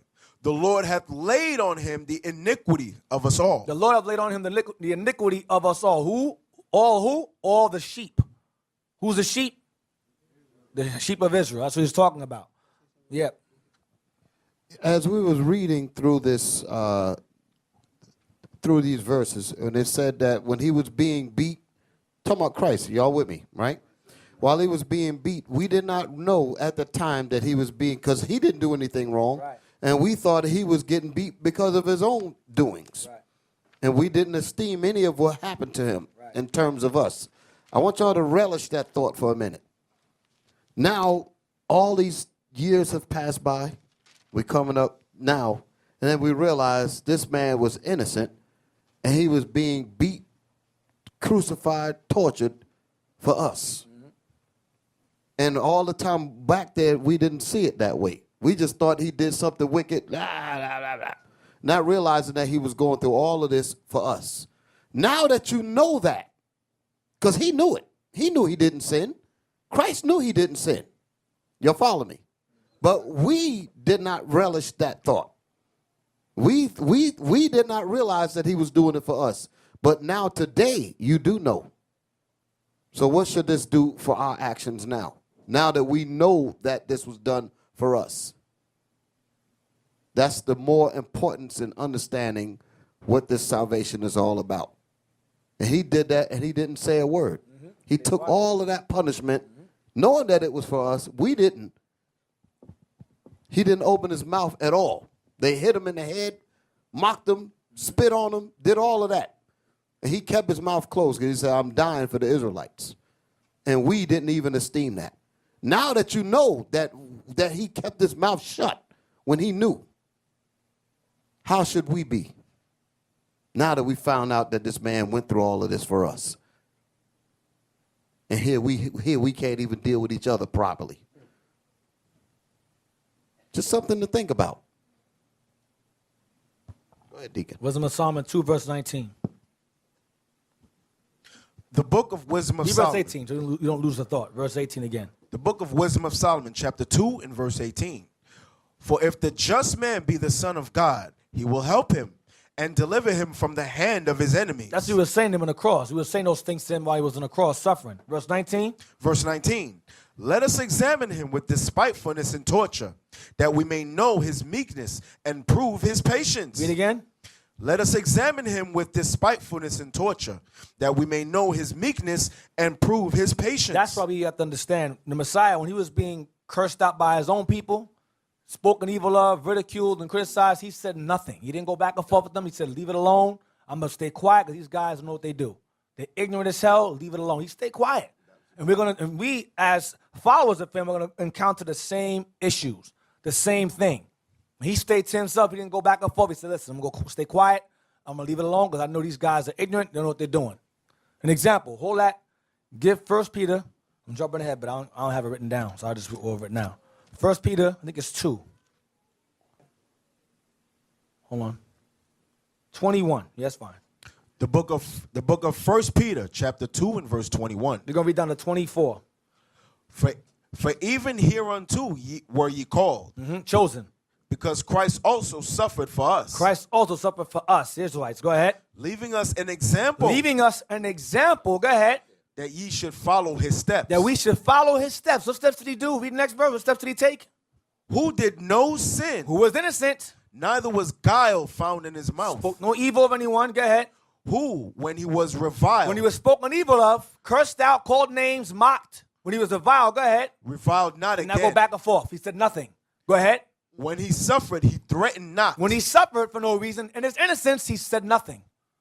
But committed himself to that judgeth righteously. But committed himself to his Father, who judged righteously. The Lord going to deal with them.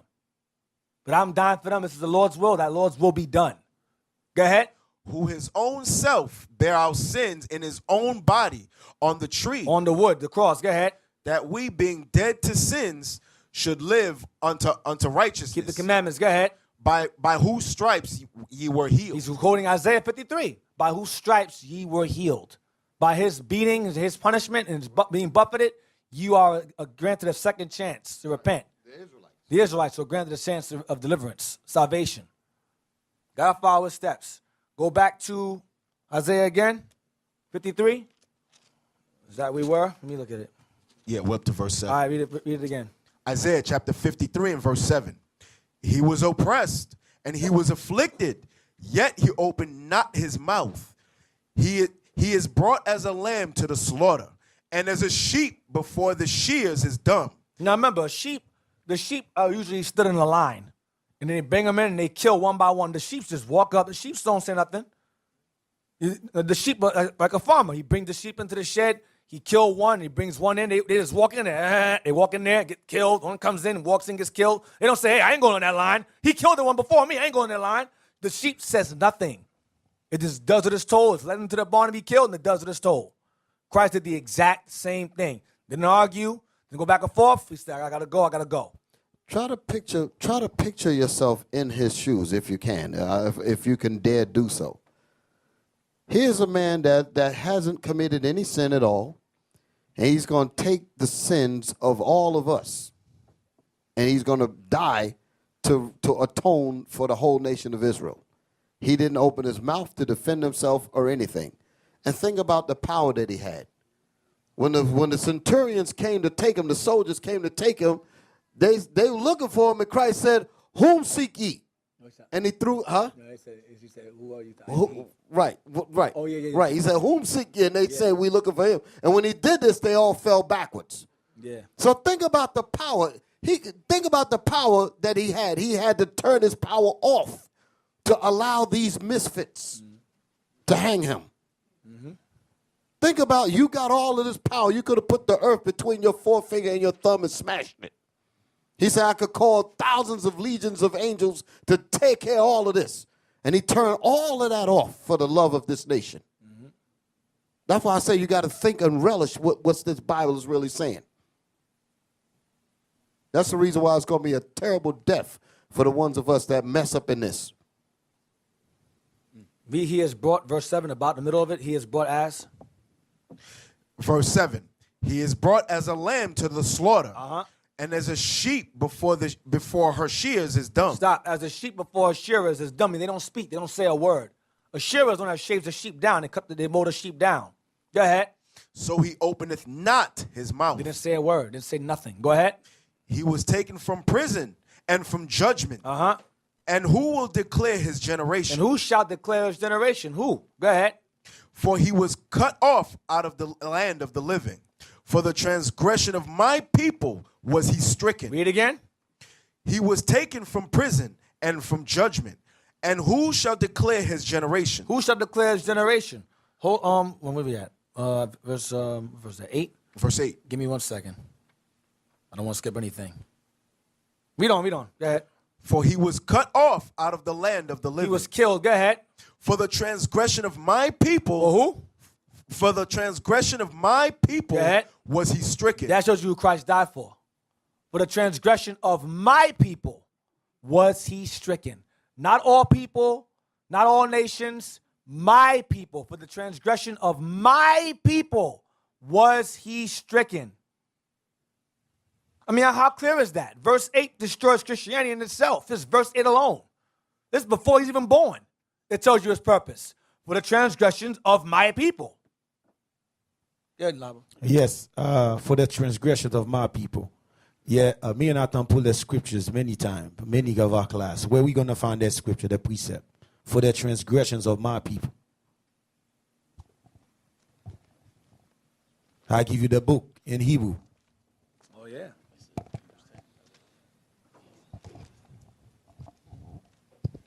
For the transgressions of my people. Hebrews 9:15. Yes, for the transgressions of my people. That's it. That's the verse. Daniel 9:25. Now remember, the Most High spoke to Joshua the priest about a branch coming out of them and would be eventually sit on the throne and will be a priest. Y'all remember that? Zechariah 6, verse 12 and 13. Y'all remember that? Do y'all remember that? Some of y'all is quiet. Do y'all remember that? Zechariah 6, 12 and 13? All right. The book of Daniel, chapter 9 and verse 25. Know therefore and understand that from the going forth of the commandment to restore and to build Jerusalem unto the Messiah, the prince shall be 7 weeks, and 62 weeks. The street shall be built again, and the wall, even in troublous times. So Daniel is giving us the time frame in which things will be restored. Now, the temple, at this time, the temple is already built, because Daniel came after, I believe. Yes or no? No, not this time, no. So he's telling us in this time, thank you. So at this time, he's telling us that the temple will be built again and the walls will be built again. Right, I'm wrong, because Daniel was before that. This is right after that. It was destroyed. So Daniel before that. So he's telling us that in the time frame of the temple being built and the walls being restored, it says he's giving us a time frame to the Messiah, the Prince. Y'all see that? It says to restore and build Jerusalem. That's the temple and the walls. Up until the Messiah, the Prince, he gives a time frame. 7 weeks and 62 weeks. That's the time frame he's giving us. Go ahead. The bottom of verse 25. The street. Read from the top. Know therefore and understand that from the going forth of the commandment to restore and to build Jerusalem unto the Messiah, the prince shall be 7 weeks and 62 weeks. The street shall be built again, and the wall, even in troublous times. Because during the time when these things are trying to be restructured, Zerubbabel and Joshua, during the time of the construction, they were giving them a hard time trying to rebuild the temple, and they were giving them a hard time, Nehemiah, a hard time later on trying to rebuild the walls. So he's giving us a time frame that from that time, there's going to be troublous times rebuilding the Jerusalem again, the temple and the walls, up until the Messiah. All right, so he's giving us a time frame. Go ahead. Verse 26. Messiah the Prince. The Messiah the Prince. It is a capital P, like Isaiah 9 and 6 and 7, the Prince of Peace. Go ahead. Verse 26. And after 62 weeks shall Messiah be cut off. And after 62 weeks shall the Messiah be cut off. Go ahead. But not for himself. Not for himself, but for who? And Hold on, but for who? Is that written that? Isaiah what? Isaiah 53, not for himself, but for the transgressions of the Lord's people. Not for him, he's not going to die for himself, he's going to die for his people. That's what it's telling you. Go ahead. And after 62 weeks shall Messiah be cut off, but not for himself. Remember Isaiah said, cut off from where? The land of the living. Isaiah, it said, cut off from the land of the living in Isaiah 53. Crucified. So Daniel's telling us what happened long before. Like Isaiah, the same thing. Daniel's confirming what Isaiah's saying. Go ahead. And the people of the prince that shall come and destroy the city. People of the prince is going into Titus and Vespasian. Titus, Vespasian's son, the Roman Caesar. Go ahead. And the sanctuary. And the end thereof shall be with the flood. And unto the end of the war. The Jewish war between Rome and Israel. Go ahead. Desolations are determined. Our land will be desolate up until now. So we're giving a time frame from Persian captivity, a window from Persian captivity leading into Christ. You're going to have troublous times in Persian captivity, trying to rebuild Jerusalem. In troublous times after the Messiah is cut off. That's what he's saying. Troublous times, Persian captivity leading into Christ, and troublous times leading after Christ. Y'all follow? Let's see how long. Let's get Esdras Second Ezra 7:28. He showed Isaiah and he showed Daniel. And he showed Ezra more. Second Ezra 7, verse 28.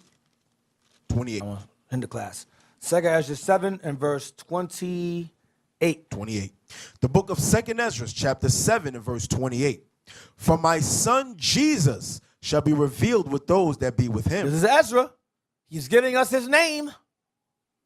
Because the Old Testament Israelites say, oh, we're going to say Jesus in the Old Testament. We're reading it. There goes his name right there. Read again. For my son Jesus shall be revealed with those that be with him. His disciples will be with him. Go ahead. And they shall and they that remain. Those that survive. Remember, the troublous times, they start to get persecution after Christ died. Go ahead. And they that remain shall rejoice within 400 years. Within when? Within 400 years. So 400 years after Persian captivity, what came? Nope. Rome. Rome came 400 years after Persian captivity. 400 plus years after. So from Ezra's time, the Lord says 400 years. So 400 years after him, Christ came on the scene. Roman Empire was on rulership at this point. Was ruling at this point. 400 years later. So Ezra's telling us that in 400 years, Christ's going to show up here. Jesus is going to show up. Next verse. Verse 29. After these years shall my son Christ die. My son Christ die. Go ahead. And all men that have life. And all those who follow him are going to die also. Troublous times. Ezra's clearing up Daniel 9:26 and 25. 400 years. So after Persia, 400 years plus, you had, however long Ezra lived, 400 years after Ezra, Rome came on the scene. In the book I have, it says that that Rome came 400 years after Persia. It tells you that in my book I have, but it's not over there. It says it verbatim, but it's not over there. Is that it right there? That is it. With the red, y'all stop the red. It's a red right there. It's on top of nope, go down second shelf to the left. That right there. That's the one. I want Nehemiah out of there. Let me get it. I think it says it here. To confirm that Ezra is going with history. It's called the Nelson's Complete Book of Bible Maps and Charts. I used to go over this all the time when I taught the captivity classes. I use this book a lot. Nelson's Complete Book of Bible Maps and Charts. Page 159 in the Nelson's Complete Book of Bible Maps and Charts. All right. Yeah, right there. Nehemiah, page 159. All right? I'm going to read a little bit of it. But it gives you some history about the Ezra's books, Ezra's and so forth, a little bit. All right? It says Nehemiah. I'll give you a whole still. Be good if you can leave it there. I'll read it from there. Nehemiah, contemporary of Ezra. I mean, they're in the same time. And cupbearer to the king in the Persian palace, led the third and last return to Jerusalem after the Babylonian exile, granted permission by the Persian king to return to his homeland, so he had to get time off from work. Nehemiah challenged his countrymen to rebuild the shattered walls of Jerusalem. Remember, Daniel said the walls. And Zerubbabel and Joshua the temple. In spite of opposition, that's troublous times. The task was completed in only 52 days. By contrast, the task of reviving and reforming the people of God demanded the years of Nehemiah's godly life and leadership. The book of Nehemiah is a complement to the book of Ezra, because Ezra is book 1, Nehemiah is book 2, and you have third Ezra and you have fourth Ezra, or first Ezra and second Ezra. First and second Ezra is actually third and fourth. The book of Nehemiah is a complement to the book of Ezra, the contemporaries. It provides additional information about the religious and social reforms that took place in Judah and Jerusalem in the mid-5th century BC. The book derives its present title form to the main character, Nehemiah, whose name appears in chapter 1, verse 1, originally united with the book of Ezra. In the Hebrew text, Nehemiah was treated as a separate book when the scriptures were translated into Latin. That's the Apocrypha. First, second Esdras, Latin, Esdras. Now, go to page 161. I'm going to read the book of Nehemiah right there. Hold up again. Again, I'll stop. Thank you. I put a line there so I can see it. Hold up. Yeah, it's right there. Themes and literary structure. Bring it up some more. Yeah, straighten it out some. Right there's good. The book of Nehemiah, what did I say? Completes the historical, okay, it's floating around. I can't see. Completes the historical account of God's people in the Old Testament. Completes, okay, about 400 years before the birth of the promised Messiah. See that? About 400 years before. So Nehemiah is 400, Ezra and Nehemiah are 400 years before the Messiah. That's what Ezra just said. That's all I want to get out. That's all I want out of it. That's all I want. That's it. So read 2nd Ezra again, 7 verse 28. That's the name of the book right there. Bible Maps and Charts. Nelson's complete book of Bible Maps and Charts. The book of 2nd Ezra, chapter 7, verse 28. Uh-huh. For my son Jesus shall be revealed with those that be with him. Uh-huh. And they that remain Those who live to see that day, go ahead. Those that remain, and they that remain shall rejoice within 400 years. Because he'll be around at the time. Within 400 years after Nehemiah and Ezra, Christ shows up. You understand? Bible is no game. It's historically evident and proven. Now, let's get 26. The book of Psalms, chapter 16 and verse 8. I have set the Lord always before me, because he is at my right hand. I shall not be moved. This is David talking. Go ahead. Therefore my heart is glad, and my glory rejoiceth. My flesh also shall rest in hope. Uh-huh. For thou wilt not leave my soul in hell. Uh-huh. Neither wilt thou suffer thine Holy One to see corruption. Read verse 10 again. For thou wilt not leave my soul in hell. My soul in the grave. Go ahead. Neither wilt thou suffer thy Holy One to see corruption. Meaning decay. Because when the Messiah was buried, he did not decay in that ground. 3 days he was out, up and out. He did not allow his Holy One to decay in that ground. Get Acts 2, verse 25.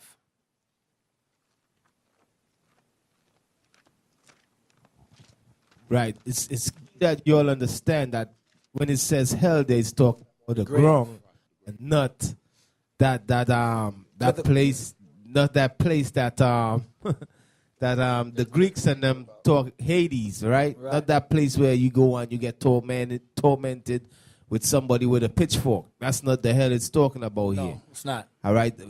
When you read the Bible, it refers to hell in different forms, right? It refers to hell as number one, captivity. All right, which is in Isaiah, and it refers to hell also as the grave. The grave, or low meaning state.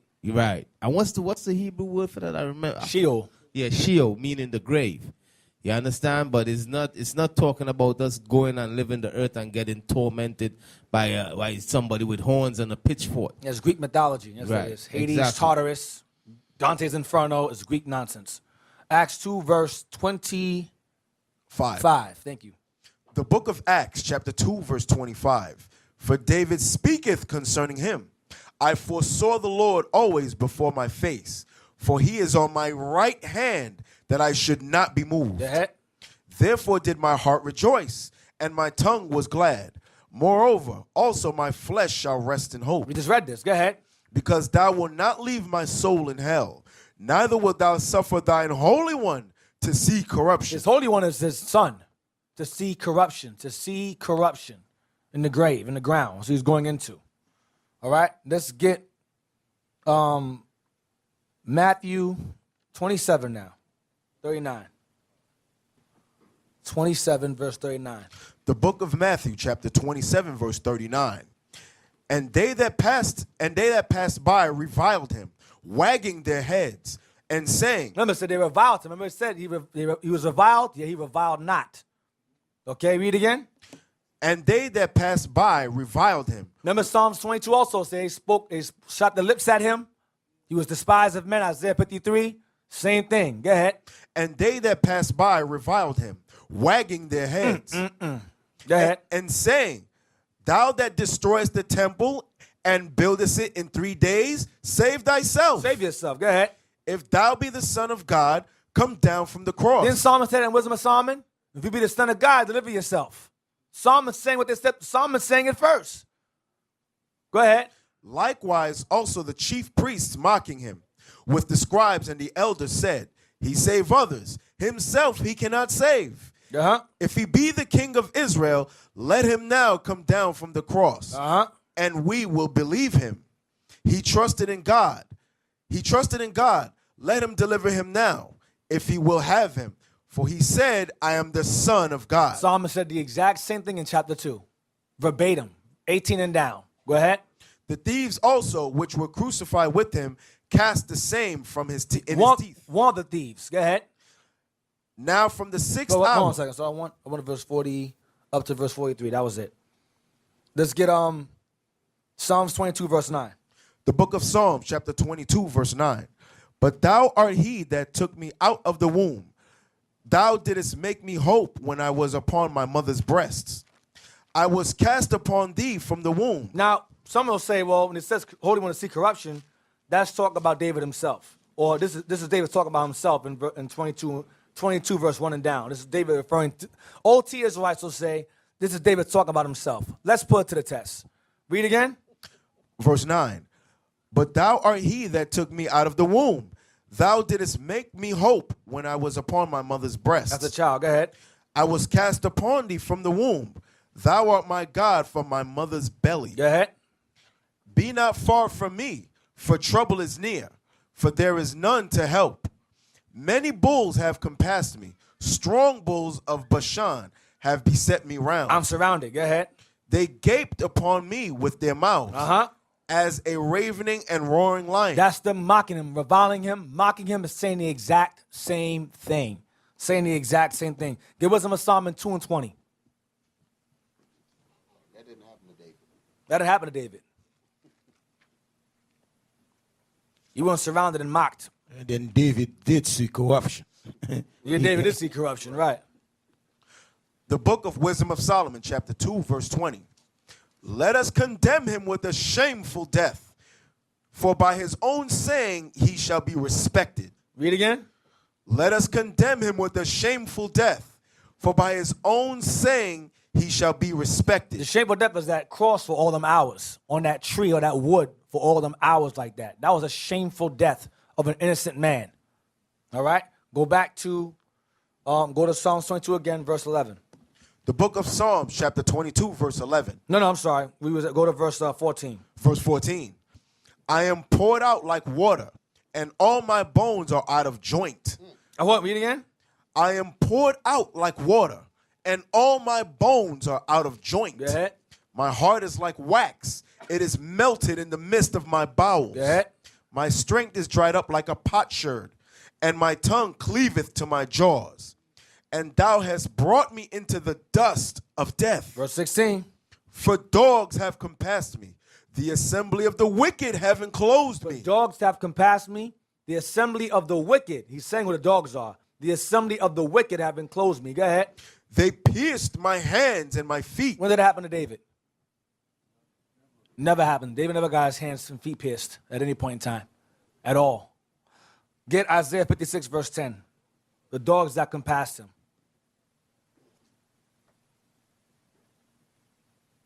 The book of Isaiah, chapter 56 and verse 10. His watchmen are blind. His watchmen, meaning leaders, our leaders are blind. Go ahead. His watchmen are blind. They are all ignorant. They are all what? They are all ignorant. That's like we are today. Ignorant. Go ahead. They are all dumb dogs. Dumb dogs. Go ahead. They cannot bark. Can't teach. Sleeping, lying down, loving to slumber. Go ahead. Yea, they are greedy dogs. Covetous, greedy. Go ahead. Which can never have enough. And they are shepherds that cannot understand. They all look to their own way, everyone for his gain from his quarter. So our watchmen, our leaders are called dumb dogs. So back to Psalms again.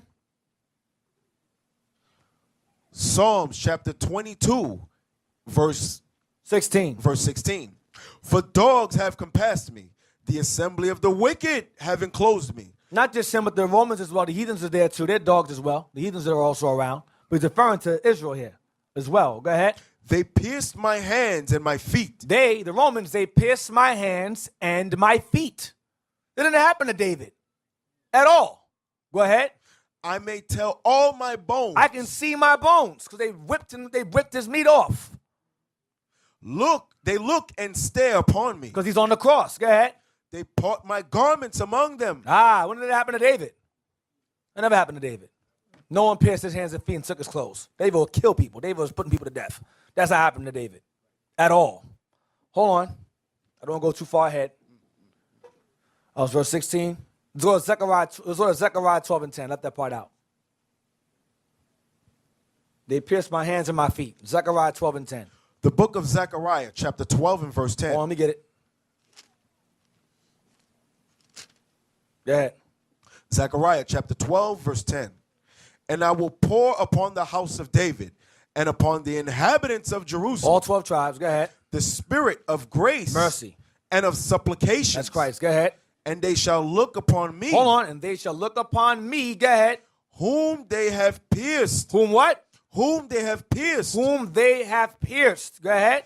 And they shall mourn for him, as one mourneth for his only son, and shall be in bitterness for him, as one that is in bitterness for his firstborn. Go ahead. In that day there shall be a great mourning in Jerusalem, as the mourning of Hadad-Rimmon in the valley of Megiddo. Get on. Go ahead. And the land shall mourn every family apart, the family of the house of David apart, and their wives apart, the family of the house of Nathan apart, and their wives apart, the family of the house of Levi apart, and their wives apart, and the family of Shammai apart, and their wives apart, and the families that remain, every family apart, and their wives apart. We're reading is prophecy. The most Christ is going to show us. We're going to cry. When we see him, we're going to cry. But we're going to know. We're going to see those holes in his hands and his feet when he shows up. We're going to know that he existed and what he did for us. We're going to cry bitterly. That's what it's saying. I'm going to reveal myself to you. You're going to see the holes in my hands and holes in my feet and know that I existed and I went through that hell for you. And Israel is going to cry in that day. Separate. Women are going to be one side, men on the other. The Most High do an order also. Even in deliverance, you're going to have them separate from us in that point, teaching us all over again. We're going to see his hands and feet pierced. You understand that? That's prophetic. That has not happened yet at all. Go back to Psalms 22 again. Read verse 17 and 18 again. The book of Psalms, chapter 22, verse 17. I may tell all my bones. I can see my bones. Go ahead. They look and stare upon me. They part my garments among them and cast lots upon my vesture. Let's get Matthew 27:35. Matthew 27:35. The book of Matthew, chapter 27 and verse 35. And they crucified him and parted his garments, casting lots. Hold on. Going too fast. Hold on. Read again. And they crucified him and parted his garments. And they crucified him, gave him that shameful death, and parted his garments. Because Christ didn't dress bummy. Christ wore material that was actually worth something. It was of value. They took it and they ripped it. Go ahead. Read again. And they crucified him and parted his garments. Go ahead. Casting lots. As who will get what piece. Go ahead. That it might be fulfilled, which was spoken by the prophet. The prophet David. Go ahead. They parted my garments among them, and upon my vesture did they cast lots. See that? So David's prophesying. This is Christ. Christ was speaking through David regarding the trials to come when he's going to come on the earth. Okay. Go to John. I don't need that. Go to Wisdom of Solomon 2 verse 21. Remember Isaiah said that they are blind. They are dumb dogs regarding our leaders. Wisdom of Solomon 2 verse 21. The book of Wisdom of Solomon, chapter 2 and verse 21. Such things they did imagine. Such things that our leaders did imagine against the Messiah and eventually to us. Go ahead. And were deceived. And they were deceived. Go ahead. For their own wickedness had blinded them. Their own wickedness blinded them. Go ahead. As for the mysteries of God, they knew them not. They don't understand Christ was before them. Go ahead. Neither hoped they for the wages of righteousness, nor discerned a reward for blameless souls. Now, let's get John 12, about them being deceived or blinded. Isaiah clarifies it, but let's get more. John 12:38. John chapter 12 and verse 37. But though he had done so many miracles before them, yet they believed not on him. They were blinded. Go ahead. That the saying of Esaias the prophet might be fulfilled, Isaiah, go ahead. which he spake. Lord, who had believed our report? And whom hath the arm of the Lord been revealed? What's he quoting? Isaiah what? 53:1. We just read that. Go ahead. Therefore they could not believe, because that Esaias said again, he had blinded their eyes and hardened their heart. There's a psalmist. They are blinded. Go ahead. That they should not see with their eyes, nor understand with their heart, and be converted, and I should heal them. Go ahead. These things said Esaias when he saw his glory and spake of him. So Isaiah saw Christ and spoke of him. Go ahead. Nevertheless, among the chief rulers also many believed on him. So some did believe in Christ. Go ahead. But because of the Pharisees, But because of the leaders that they had over them, go ahead. they did not confess him, They didn't acknowledge, they didn't say it out loud. Go ahead. lest they should be put out of the synagogue. Go ahead. For they loved the praise of men more than the praise of God. And you'll have that among Israel as well. You'll have Israel who sees righteousness amongst us, but they don't want to leave. They'll say, I'm going to stay here regardless. I know Israel, IUIC is doing great things, but I'm going to stay to myself. I'm not going to follow. I'm going to be quiet, because if I do, I'll get put in my congregation. It's the same thing. And likewise, at Christ, you had Nicodemus come to him at night. Joseph and Arimathea come to him, the same thing, because they were afraid. They feared men more than God. That was their thing. But Nicodemus more so. Joseph showed his faith when Christ died on the cross. Because Isaiah says that. All right, Isaiah 53 clears that up. Get Isaiah again, let's stir it up. Isaiah. It's going to show that Joseph of Arimathea was prophesied to bury him. He was a rich man.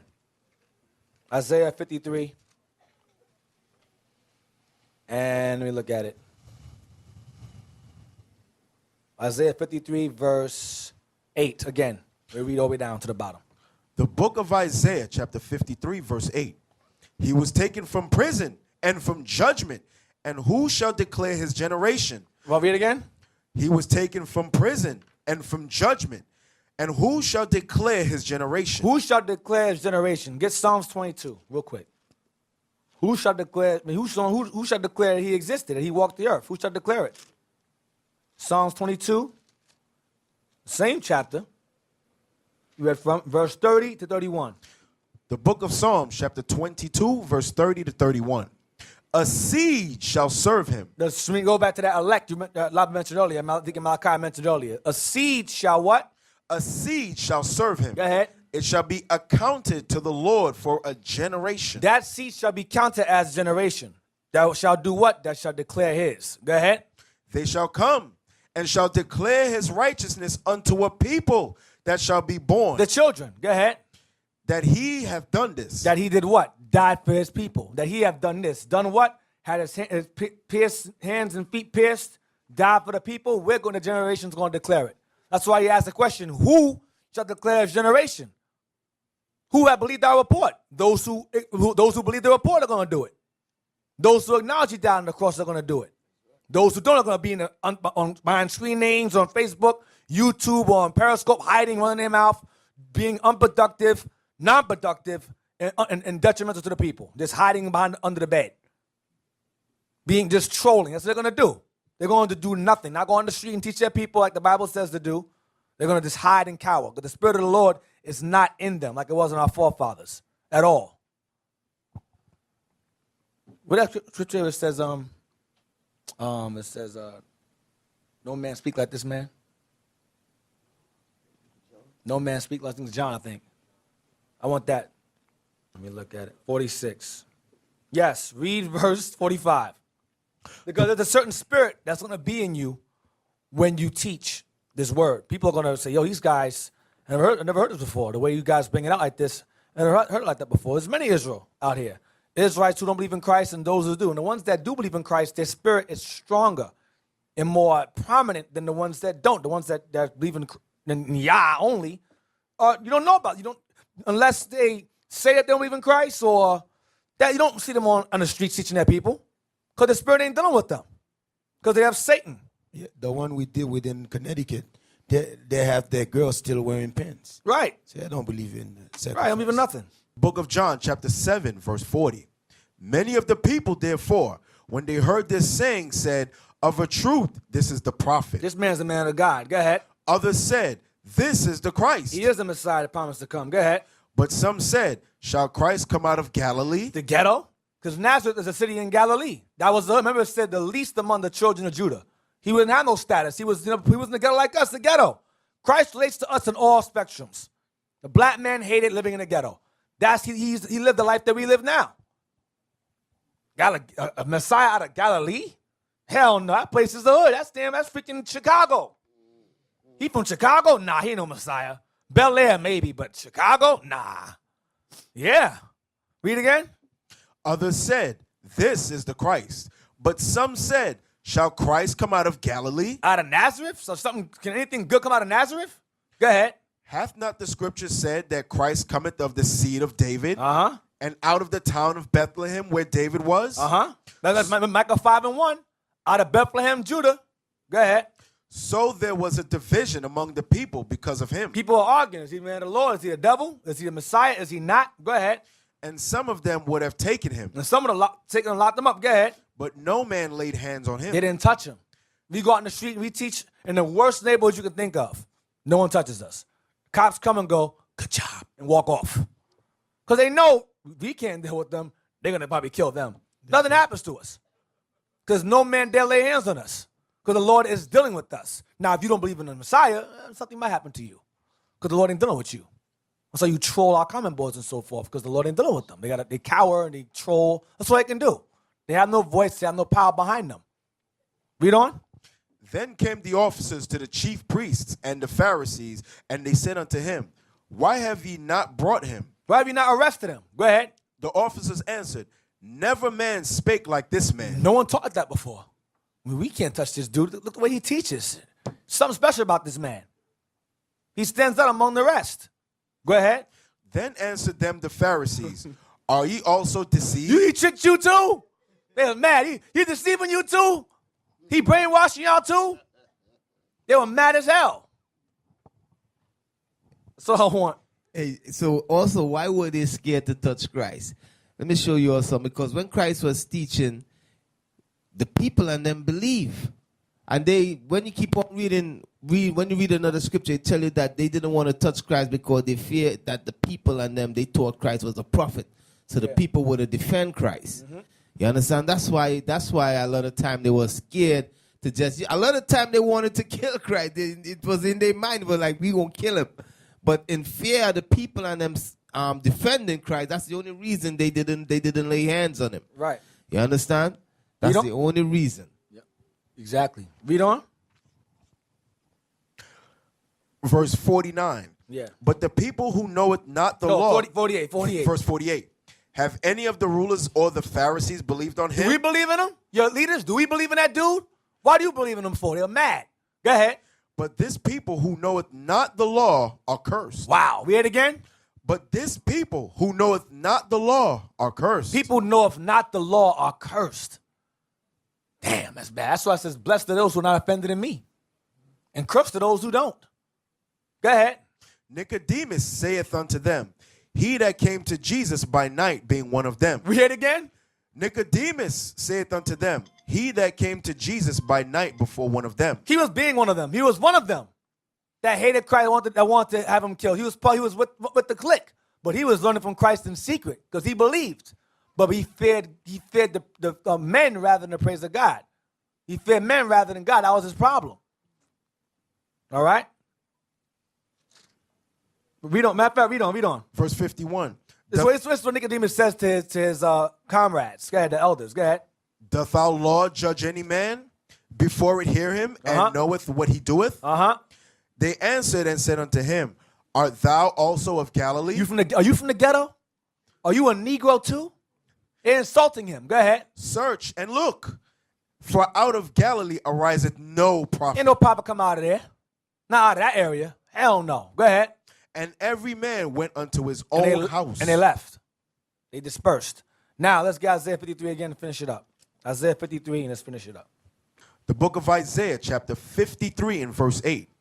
He was taken from prison and from judgment. And who shall declare his generation?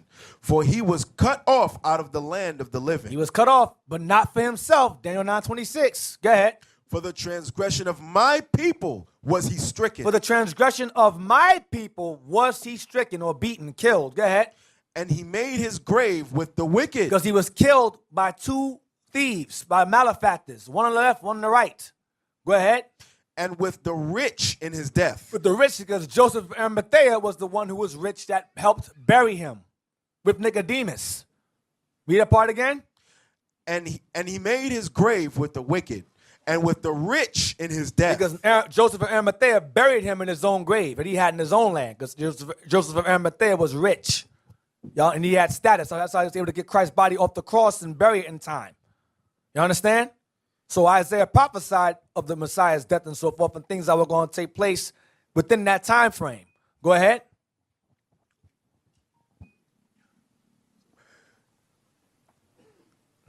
Verse 9. And he made his grave with the wicked and with the rich in his death, because he had done no violence. He was innocent. Go ahead. Neither was any deceit in his mouth. No guile found in his mouth. Go ahead. Yet it pleased the Lord to bruise him. Yet it pleased the Lord, because the Lord knew it was for his people. Go ahead. He had put him to grief. When thou shalt make his soul, his body, go ahead, an offering for sin. A what? An offering for sin. He shall see his seed. His people. He shall prolong his days, and the pleasure of the Lord shall prosper. No, his seed is Christ. His seed is Christ. Read again. Read thou shalt make. I'm sorry. Thou shalt make his soul an offering for sin. He shall see his seed. His son, his seed. Go ahead. He shall prolong his days, and the pleasure of the Lord shall prosper in his hand. When he shall have dominion. Daniel 7, Isaiah 9. Go ahead. Verse 11. He shall see of the travail of his soul, and he shall be satisfied. And shall be satisfied. Go ahead. By his knowledge shall my righteous servant justify many. That's the Messiah. Go ahead. For he shall bear their iniquities. He shall bear. So it's telling you a man shall be his soul. A man's soul shall be an offering for sin. Explain this. No one explains this. You don't believe in the Messiah, but how do you explain Isaiah 53? You can't. Go ahead. Verse 12. Therefore will I divide him a portion with the great. That's the 144,000 the third. Go ahead. And he shall divide the spoil with the strong. Joint heirs. Once again, being joint heirs. Go ahead. Because he had poured out his soul unto death. And he was numbered with the transgressors. Malefactors. And he bare the sin of many. Israelites. And made intercession for the transgressors. And died for our transgressions. He became our mediator. He our redeemer. Or adopted us back. That's what intercessor means. To be the middleman. He died on the cross to bring us back to the Father. Intercessor. All right? For the transgressors. What transgressors? Of his people. You understand? So we ended on that. Shalom. This is Bishop Nathaniel of Israel United in Christ. Please subscribe to our YouTube channels. Stay up to date with our latest events, music, and classroom lessons.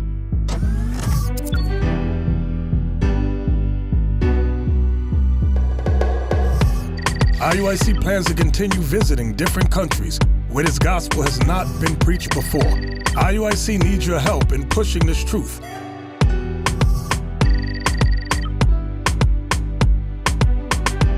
So join us. Subscribe to our Instagram, Facebook, Twitter, and podcast, and stay up to date with us.